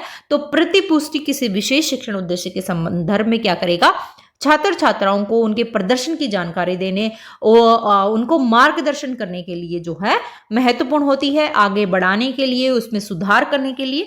तो अधिगमकर्ता सबल और दुर्बल पक्षों की पहचान जरूरी है, तो प्रभाव प्रतिपुष्टि के लिए आवश्यक है। बाकी करेक्ट आंसर हमको पहले ही मिल गया है। अगला अब देखिए हमारा टीचिंग एप्टीट्यूड भी कंप्लीट हो जाता है। अब फिफ्थ पार्ट हमारा आता है डोमेन नॉलेज। देखिए ये मैं एग्जाम तक मेरी कोशिश रहेगी कि दिल्ली का मैं एक प्रैक्टिस सेट आपके लिए डाल दूं। मैराथन क्लास कह लीजिएगा, प्रैक्टिस सेट कह लीजिएगा, रिवीजन क्लास आप कह लीजिएगा, जो भी आप कहना चाहें। तो डोमेन नॉलेज जो है उसके क्वेश्चन हम देखते हैं। डोमेन नॉलेज के 20 क्वेश्चन और उसके साथ में एनईपी के 10 क्वेश्चन इसमें आएंगे, ठीक है। तो इसको देख लेते हैं। इसमें केस स्टडी भी आएगी और एनईपी भी आएगी। 71 नंबर का क्वेश्चन है, निम्नलिखित में से कौन से कथन सही है पूछा है। पहला है भाषा विषय वस्तु सांस्कृतिक पहलू के अंतर्गत आते हैं। बिल्कुल आते हैं, भाषा जो है वो विषय वस्तु सांस्कृतिक पहलू के अंतर्गत आते हैं। वैश्विक मुद्दे मनोवैज्ञानिक पहलू के अंतर्गत आता है। देखिए ये गलत हो जाएगा, मतलब पहला वाला हमारा सही है, तो ओनली 1। अब थोड़ी सी हम स्पीड बढ़ाते हैं और फटाफट कर लेते हैं। टाइम की शॉर्टेज की वजह से आप अगर इसी में टाइम हम ज्यादा ले लेंगे तो फिर अगला है, देखिए आप अगर आप देख रहे हैं पहली बार तो आप अच्छे से देखिए वीडियोस को। दूसरी बार अगर आप रिवीजन कर रहे हैं तो 2x करके आप देख सकते हैं, जिससे आपका रिवीजन और अच्छा हो जाएगा ना। निम्नलिखित में से क्या ईवीएस में शिक्षण अधिगम की योजना बनाने में शामिल चरणों में से एक नहीं है। तो ईवीएस की जो भी आपकी शिक्षण अधिगम योजना बनाने में शामिल चरणों में नहीं है। पहला है अधिगम जो है अपनी पाठ्य योजना पर चिंतन करना, तो ऐसा तो है। सीखने और समझाने के लिए जांच करने की योजना भी, एक यथार्थवादी समय रेखा बनाना या फिर मूल्यांकन के परिणाम तैयार करना। देखिए मूल्यांकन के परिणाम तैयार करना जो है वो ईवीएस शिक्षण अधिगम की योजना के अंतर्गत नहीं आता है, जबकि अपनी पाठ्य योजना पर चिंतन करना, सीखने समझाने के लिए जांच करने की योजना बनाना, यथार्थवादी समय रेखा बनाना, ये सब ईवीएस शिक्षण योजना में शामिल होता है, मूल्यांकन वाला नहीं होता है। देखिए मैं पर्टिकुलर मेरा कोई वो नहीं है, टीजीटी, पीजीटी और नॉन टीचिंग एग्जाम, जैसे हॉस्टल वार्डन के लिए बहुत सारे बच्चों ने फॉर्म फिल कर रखे हैं, तो इसके लिए मैं ये आपके लिए ये वीडियो है। सूत्र भाषा में क्या होता है, जो सूत्र लैंग्वेज होती है, सूत्र भाषा होती है, उसमें क्या होता है। तो इसके अंतर्गत सामाजिक अंग्रेजी, पेशेवर अंग्रेजी। देखिए सूत्र भाषा यानी जो फॉर्मलिक जो लैंग्वेज होती है उसमें सामाजिक अंग्रेजी होती है, फॉर्मलिक भाषा होती है। पहले क्या होता है, स्वचालित भाषण असेंबली के रूप में किया जाता है। मौखिक अभिव्यक्ति के लिए एक भाषाई शब्द होता है, ठीक है, जो व्यवहारिक रूप से क्या होता है, तय होता है। यानी अक्सर अगर देखें तो व्यवहारिक बारीकियों के साथ में जो है वो शाब्दिक और कहें तो संचार व्यवहारिक संदर्भ में निकटता से संबंधित होता है। तो आपके सामने देखें तो 1 और 2 दोनों सही हैं, न तो 1 न ही 2, केवल 2। देखिए इसमें अगर हम देखें तो पहला वाला ही सही हो जाएगा, पेशेवर अंग्रेजी इसका नहीं हो जाएगा, प्रोफेशनल इंग्लिश नहीं होगा। अगला है डैश, 2 अंकों की संख्या में एकात्मक डैश के समान माना जाता है, समान मान होता है। तो किसके समान मान होता है, जगह मूल्य के अनुसार, अंकित मूल्य के अनुसार, या फिर ये देखिए इनमें से आपको बताना है। तो देखिए अगर हम कहें 2 अंकों जगह 2 अंकों की संख्या में एकात्मक दो अंकों की संख्या में एकात्मक मान या इकाई मान जगह मूल्य या स्थान मूल्य के समान होता है, ऐसा ये माना जाता है। ठीक है, तो ये यहाँ पे डैश नहीं है, ये इसमें डैश था, यहाँ से स्टार्ट होता है। तो दो अंकों की संख्या में एकात्मक मान या फिर एकात्मक मान को क्या बोलेंगे, इकाई मान। ठीक है, या जगह मूल्य या फिर स्थान मूल्य के समान होता है। जैसे अगर हम देखें 12 दो अंकों की संख्या हो गई है ना, उसी इकाई के स्थान पर अगर देखें तो इकाई के स्थान पर क्या है, 2 है, तो इसका स्थानीय मूल्य क्या हो जाएगा, प्लेस वैल्यू। और ये सभी को पता है, मैथ में सबने पढ़ा है, प्लेस वैल्यू और फेस वैल्यू दोनों वही क्वेश्चन है। अगला है, निम्नलिखित में से कौन सी श्रेणियों को सांस्कृतिक जानकारी में शामिल किया गया है जो स्टोरी बुक के माध्यम से प्रस्तुत की गई है। ठीक है, तो देखिए पहला है भाषाई, दूसरा है भौगोलिक, नीचे देख लेते हैं। अच्छा, इनमें से हमको छांटना है। तो देखिए अगर हम देखें भाषाई और भौगोलिक श्रेणियों को सांस्कृतिक जानकारी में शामिल किया जाता है, स्टोरी बुक के माध्यम से प्रस्तुत किया जाता है, तो दोनों ही इसके करेक्ट आंसर इसमें हो जाएंगे, बोथ 1 और 2। नेक्स्ट क्वेश्चन है हमारा, निम्नलिखित में से कौन सा फ्री राइटिंग में न करने के अंतर्गत आता है। तो कौन सा फ्री राइटिंग में न करने के अंतर्गत आता है, सभी लेखन को बनाए रखना, उन सभी गलतियों को सही करना जो आप ढूंढ सकते हैं, या फिर पहले विषय पर ध्यान देना, जब भी संभव हो सामग्री प्रदर्शित करना। तो देखिए कौन सी फ्री राइटिंग में न करने के अंतर्गत आता है। फ्री राइटिंग क्या होती है, तो उन सभी गलतियों को सही करना जो आप खुद ढूंढ सकते हैं, वो फ्री राइटिंग, या फिर आप इसको जैसे बोलते हैं ना मुक्त लेखन, इसमें न करने के अंतर्गत आता है। तो ये ऐसा उन सभी गलतियों को करना जो आप ढूंढ सकते हैं, बी वाला करेक्ट आंसर हो जाएगा। अगला क्वेश्चन है, पाठ स्तर की लेखन गतिविधियों में लेखन के अंतर्गत क्या आता है। तो पाठ स्तर की लेखन गतिविधियों में लेखन के अंतर्गत जो है वो डायरी और विवरण दोनों ही आते हैं। बिल्कुल, डायरी और विवरण दोनों पाठ स्तर के लेखन गतिविधि के अंतर्गत आते हैं। तो बोथ 1 और 2 ऑप्शन नंबर डी में यहां दिया गया है। अगला है, मैक्सिम सिंपल अधिकतम या कहावत सरल में सम्मिश्र के लिए सही उदाहरण कौन सा है। तो मैक्सिम सिंपल यानी अगर कहें कहावत सरल अधिकतम या कहारल, देखिए सुक्ति या कहावत जो होती है ना, यहाँ अधिकतम क्या है, तो इसमें पूछा है सम्मिश्र के लिए सही उदाहरण कौन सा हो जाएगा। तो पहला है, ठोस चीजें पहले पेश करना। शिक्षक को पूरे पाठ के साथ बच्चे को परिचित कराने की कोशिश करनी चाहिए। अगर हम पुराने ज्ञान के साथ नए ज्ञान को जोड़ते हैं, या सरल और आसान चीजें छात्रों को पहली बार प्रस्तुत की जानी चाहिए, जो धीरे धीरे जटिल कठिनाइयों की ओर बढ़ना चाहिए। देखिए जो मैक्सिम सिंपल होते हैं, यानी कि जो कहावत होती है वो कोई सर्वव्यापी रूप से स्वीकार की गई बात होती है, जिसका यूज करके किसी भी बात को समझाने के लिए यूज करते हैं हम, है ना। तो जो सुक्ति होती है वो किसी बात को आधार प्रदान करने के लिए इसका यूज होता है, नए ज्ञान को पुराने ज्ञान से जोड़ने के लिए इसका यूज होता है। तो आप देखिए अगर पुराने ज्ञान के साथ नए ज्ञान को जोड़ेंगे तो डेफिनेटली हम इसका यूज करेंगे। ठीक है, तो कहावत या सुक्ति नए ज्ञान के साथ, पुराने ज्ञान को नए ज्ञान के साथ जोड़ते हैं, तो हम इसका यूज करते हैं। पर्यावरण अध्ययन शिक्षा के लिए सबसे उपयुक्त रणनीति क्या है। तो पर्यावरण अध्ययन शिक्षा के लिए सबसे उपयुक्त रणनीति जो है वो बहस, व्याख्यान, प्रयोगशाला कार्य और कला और शिल्प है। क्षेत्र दौरा, फील्ड विजिट, कक्षा और शिल्प प्रस्तुतिकरण और व्याख्यान, या सिमुलेशन एंड गेम्स, अनुकरण और खेल, बहस, अध्ययन, रीडिंग और प्रयोगशाला का काम। बिल्कुल ये सही हो जाएगा। यानी जो भी आपका पर्यावरण अध्ययन शिक्षण होता है उसमें जो है क्षेत्र का दौरा हो गया, भ्रमण हो गया, बाह्य अध्ययन हो गया, आउटडोर स्टडीज हो गई, रोल प्ले हो गया, अन्वेषण हो गया, ये पर्यावरण अध्ययन के लिए सबसे उपयुक्त विधि मानी जाती है। ठीक है, अगला क्वेश्चन है हमारा, निम्नलिखित में से क्या बच्चों के विकास के प्रमुख चरणों में से एक नहीं है, पूछा है। ठीक है, तो बच्चों के विकास के प्रमुख चरणों में से एक नहीं है। देखिए बच्चों के विकास में अगर देखें तो प्रमुख जो चरण होते हैं वो कौन से होते हैं,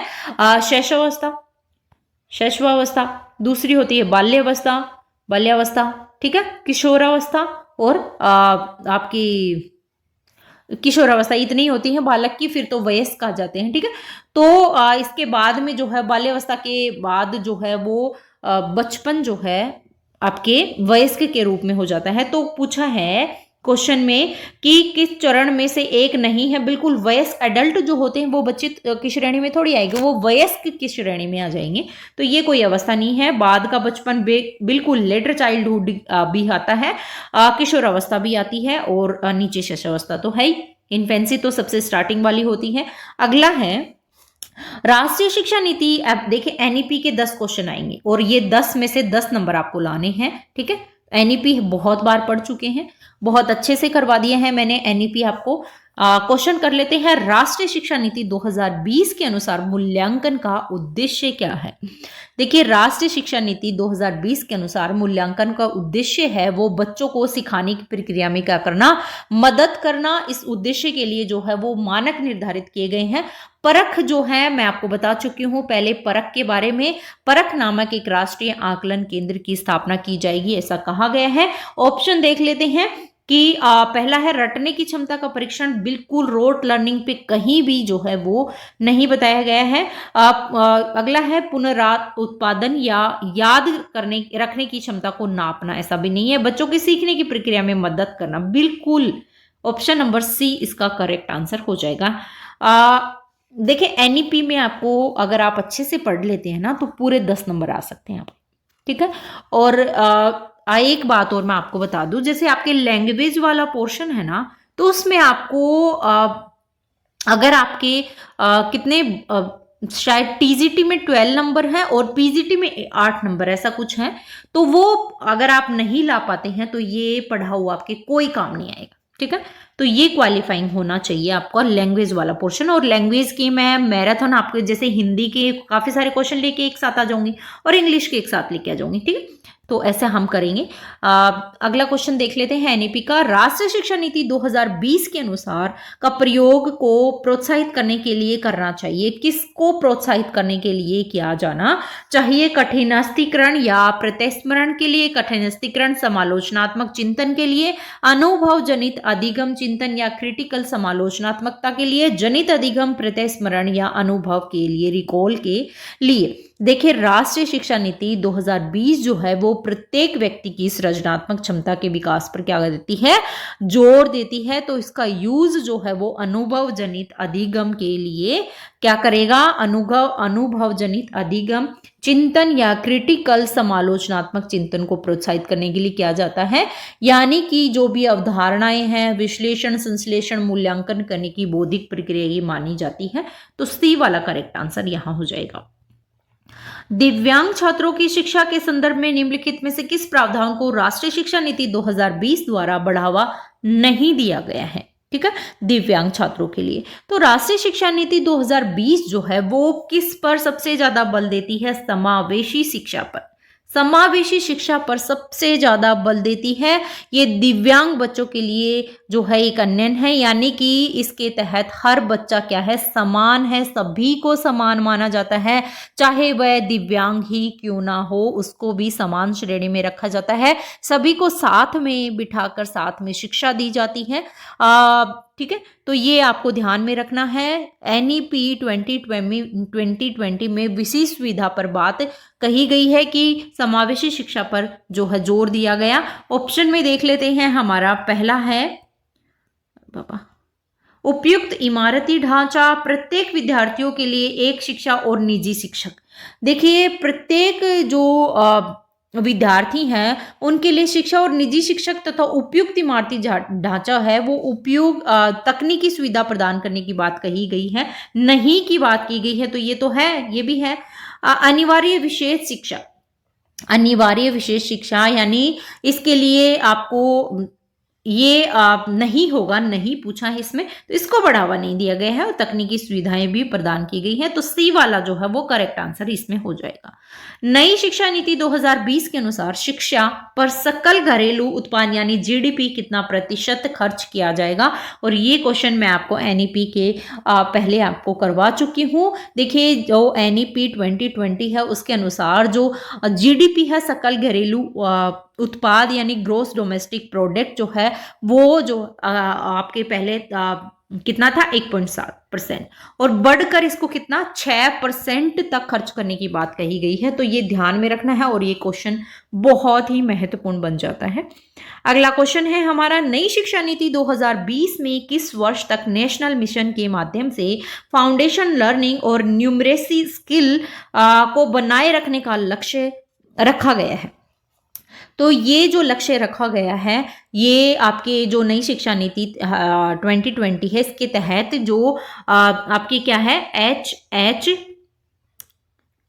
HHRO द्वारा जो है ये बुनियादी साक्षरता और संख्यात्मक ज्ञान के लिए राष्ट्रीय मिशन की स्थापना का प्रस्ताव यहाँ रखा गया है और इसके द्वारा 2025 तक क्या है कक्षा 3 तक के बच्चों के लिए फाउंडेशन लर्निंग और न्यूमरेसी स्किल को बनाए रखने का लक्ष्य रखा गया है। तो ये 2025 तक अभी खत्म होने वाली है, 2025 दिसंबर चल रहा है।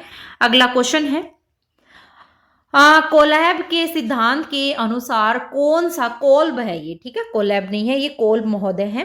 कोल्ब के अनुसार, सिद्धांत के अनुसार ज्ञान का निर्माण किस प्रक्रिया के माध्यम से होता है। देखिए कोल्ब के अनुसार जो है अगर देखें तो ज्ञान का निर्माण अनुभव के रूपांतरण से होता है, ठीक है, अनुभव के रूपांतरण से। यानी ये देखें कोल्ब के अनुसार तो ये एक चक्रीय प्रक्रिया इन्होंने मानी है। कैसी प्रक्रिया मानी है? चक्रीय प्रक्रिया इन्होंने मानी है, जहां व्यक्ति क्या करता है, अनुभव करता है, उस पर चिंतन करता है, अवधारणाएं बनाता है और फिर उन अवधारणाओं का क्या करता है, यूज करता है। तो अनुभव के रूपांतरण राइट आंसर हो जाएगा।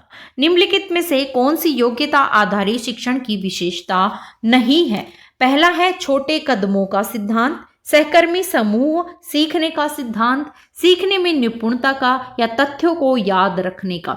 देखिए विशेषता नहीं है, तथ्यों को याद रखने का सिद्धांत ऐसा कुछ नहीं है, यानी कि जो सिद्धांत है, तथ्य हैं, ये कोई विशेषता नहीं होती है। छोटे कदमों का सिद्धांत होता है, सहकर्मी समूह सीखने का सिद्धांत होता है, सीखने में निपुणता का सिद्धांत होता है, ये सब योग्यता आधारित शिक्षा की विशेषताएं होती हैं। तो योग्यता आधारित शिक्षा की मुख्य विशेषता अगर देखें तो सभी छात्रों के लिए पृष्ठभूमि की परवाह किए बिना समानता सुनिश्चित करना इसका महत्वपूर्ण विशेषता मानी जाती है। सीखने में निपुणता सिद्धांत, तथ्य को याद रख, डी राइट आंसर इसका हो जाएगा, नहीं पूछा है। दक्षता आधारित उपागम अपनाने के लिए किसकी आवश्यकता नहीं होगी? दक्षता आधारित उपागम अपनाने के लिए जो है वो प्राप्त की जाने वाली क्षमताओं की सूची तैयार करना। दूसरा है दक्षताओं को कठिनाई के बढ़ते क्रम में व्यवस्थित करना, अधिगम की पूर्व अपेक्षाओं की पहचान करना और उसे शिक्षण अधिगम का एक भाग बनाना। नेक्स्ट है निर्धारित समय सीमा में कोर्स कवरेज को सुनिश्चित करना। देखिए ये वाला तो आपको भी दिख गया होगा कि दक्षता आधारित उपागम को अपनाने के लिए निर्धारित समय सीमा में कोर्स कवरेज को सुनिश्चित करने की आवश्यकता नहीं होती है, तो नहीं ही हमसे पूछा है। ऑप्शन नंबर डी जो है वो करेक्ट आंसर हो जाएगा। अगला क्वेश्चन है, अभिक्षमता आधारित शिक्षा में सुनिश्चित किया जाता है, किसको सुनिश्चित किया जाता है?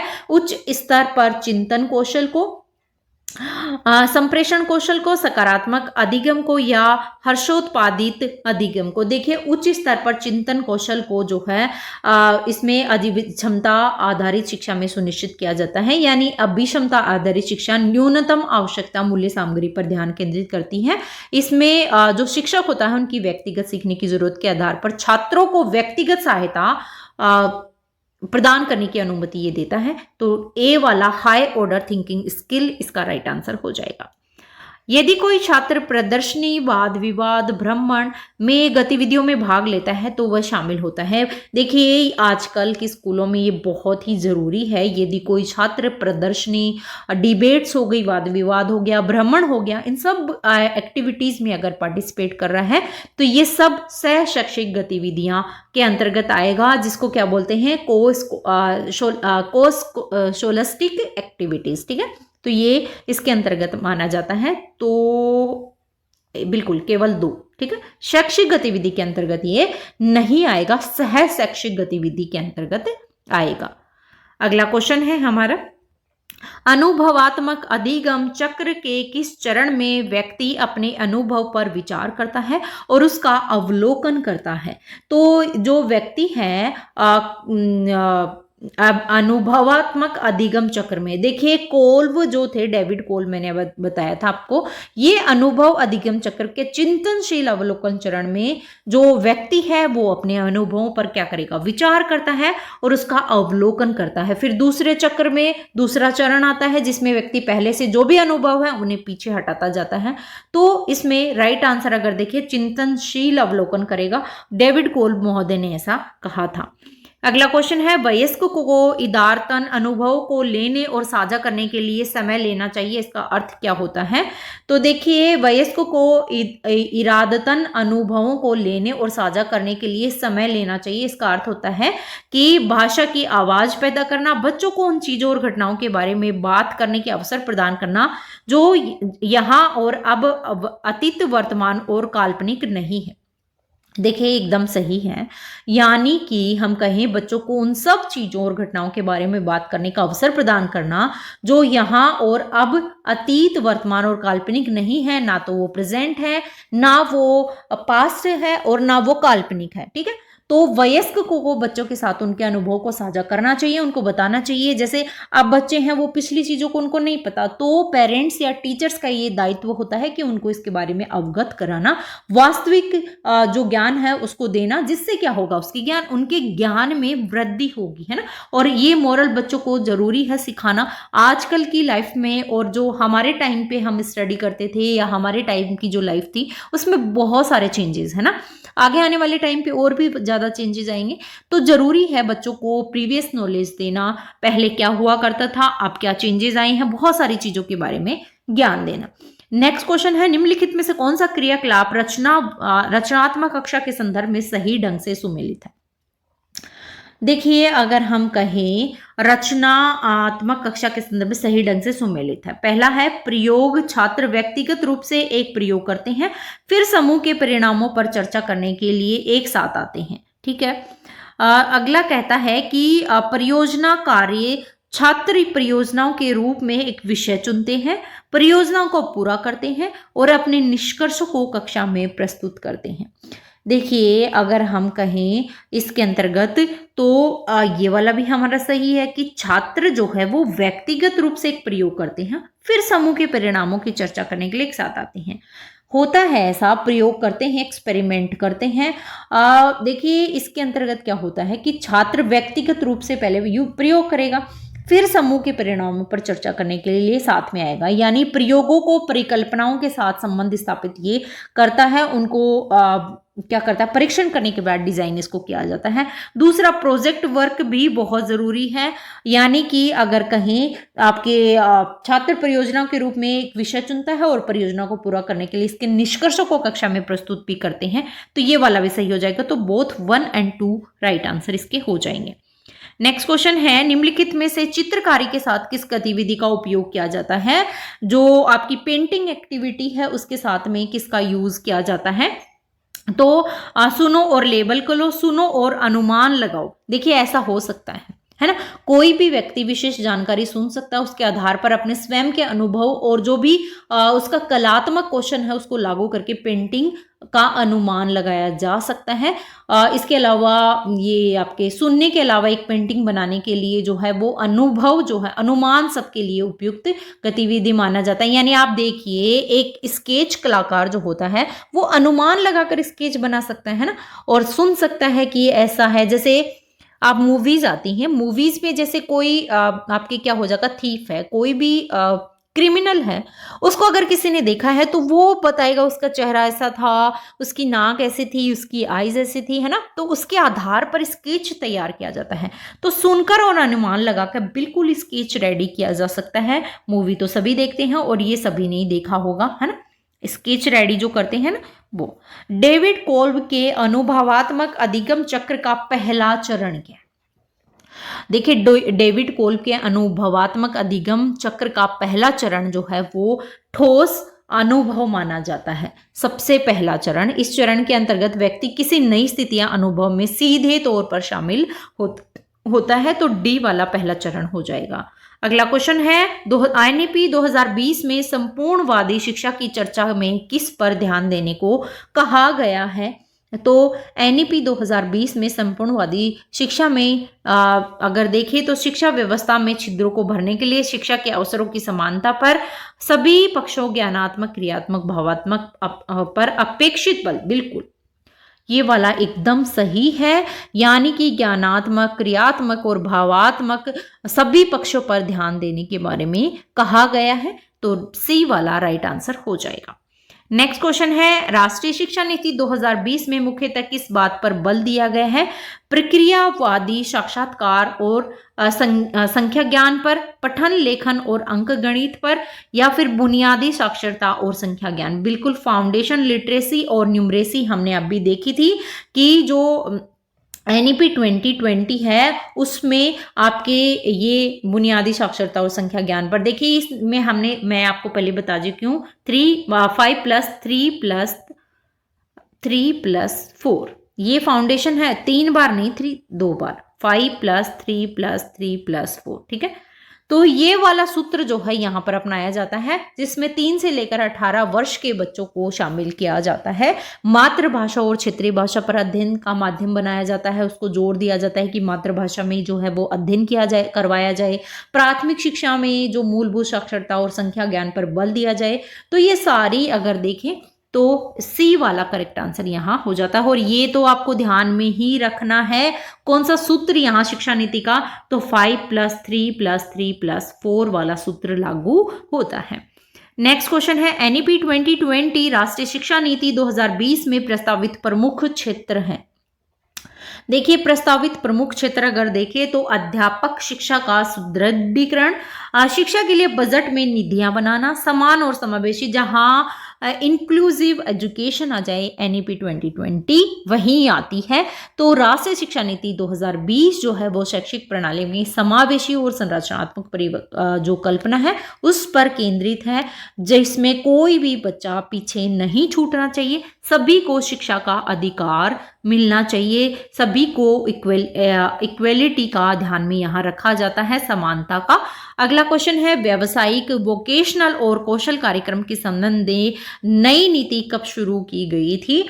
तो ये नई नीति जो शुरू की गई वो 2022 में स्टार्ट हुई थी। देखिए जो व्यावसायिक और 2022 में 2020 में है ना, 2020 में ये स्टार्ट हुई थी। जो व्यावसायिक और वोकेशनल या कौशल कार्यक्रम से संबंधित नई नीति है और ये 2020 में स्टार्ट हो गई थी। इसमें उद्देश्य क्या था, तो छात्रों को व्यावसायिक परख देना, किसी भी कौशल के बारे में उनको बताना ताकि वो आगे अपना जो है वो बिजनेस स्टार्ट कर सकें। तो ये प्रशिक्षण देना, उनको कौशल प्रदान करना 2020 में ये स्टार्ट हुई थी, ठीक है। अगला क्वेश्चन है, राष्ट्रीय शिक्षा नीति 2020 के अनुसार 5 + 3 + 3 + 4 पाठ्यचर्या और शैक्षिक संरचना का उद्देश्य क्या है? तो इसका उद्देश्य है सीखने के लिए एक लचीला और बहुभाषिक दृष्टिकोण सुनिश्चित करना, यानी एनईपी 2020 के अनुसार ये वाला फॉर्मूला यहाँ अपनाया गया है। 5 + 3 + 3 + 4 पाठ्यचर्या और शैक्षिक संरचना का उद्देश्य बच्चों के संज्ञानात्मक, भावात्मक विकास करना और उसके साथ में लचीला और समग्र बहुभाषिक शिक्षा प्रणाली पर जोर देना। पहले कौन सी शिक्षा प्रणाली थी? 10+2 वाली थी, और उसकी जगह आप कौन सी आ गई? ये वाली आ गई है ना। तो ये 10+2 वाली जो भी प्रणाली के दोष थे उनको दूर कर रहा है, यानी उस टाइम पे छात्रों में शैक्षिक बोझ जो था वो उसको कम किया गया इसके माध्यम से। तो ये ध्यान में रखिएगा, ऑप्शन नंबर ए इसका करेक्ट आंसर है। ये हमारा पहला रिवीजन क्लास के 100 क्वेश्चन हमारे कंप्लीट होते हैं। आई होप सारे प्रश्न आपको समझ में आए हो, और ऐसे ही कंटिन्यू हम एग्जाम तक पूरा रिवीजन कर लेंगे एक एक सिलेबस के अकॉर्डिंग। जैसा पैटर्न आपकी EMRS, TGT, PGT और हॉस्टल वार्डन में दिया गया है, एज इट इज हम उसी के अकॉर्डिंग चलेंगे। एक बार दोबारा मैं आपको रिपीट कर देती हूँ, जनरल अवेयरनेस के जो है वो 10 क्वेश्चन आएंगे, हमने कर लिए। रीजनिंग के 15 क्वेश्चन आएंगे, हमने किए, ठीक है। उसी के साथ में जो टीचिंग एप्टीट्यूड है उसके 30 क्वेश्चन आएंगे, हमने कर लिए, ठीक है। और किसका डोमेन नॉलेज के आएंगे 20 क्वेश्चन, 10 क्वेश्चन एनईपी के आएंगे और आईसीटी के आएंगे 15 क्वेश्चन। तो ये सारे हमने कर लिए हैं, टोटल मिला के 100 क्वेश्चन हमारे यहाँ हो जाते हैं। बचता है हमारा लैंग्वेज वाला पोर्शन, तो लैंग्वेज के मैं सेपरेट वीडियो आपके लिए लेकर आऊंगी जिसमें पूरी हिंदी और इंग्लिश अलग अलग से मैं करवाऊंगी। तो आई होप आपको वीडियो पसंद आया हो, अच्छा लगे तो प्लीज इसे लाइक और शेयर कर दीजिएगा। चैनल को अभी तक सब्सक्राइब नहीं किया तो सब्सक्राइब कर लीजिएगा, बेल आइकन को भी प्रेस कर लीजिएगा जिससे कि सबसे पहले नोटिफिकेशन आपको मिल सके। तो मिलते हैं कुछ ऐसे ही महत्वपूर्ण प्रश्नों के साथ एक नई वीडियो में। जय हिंद, जय भारत।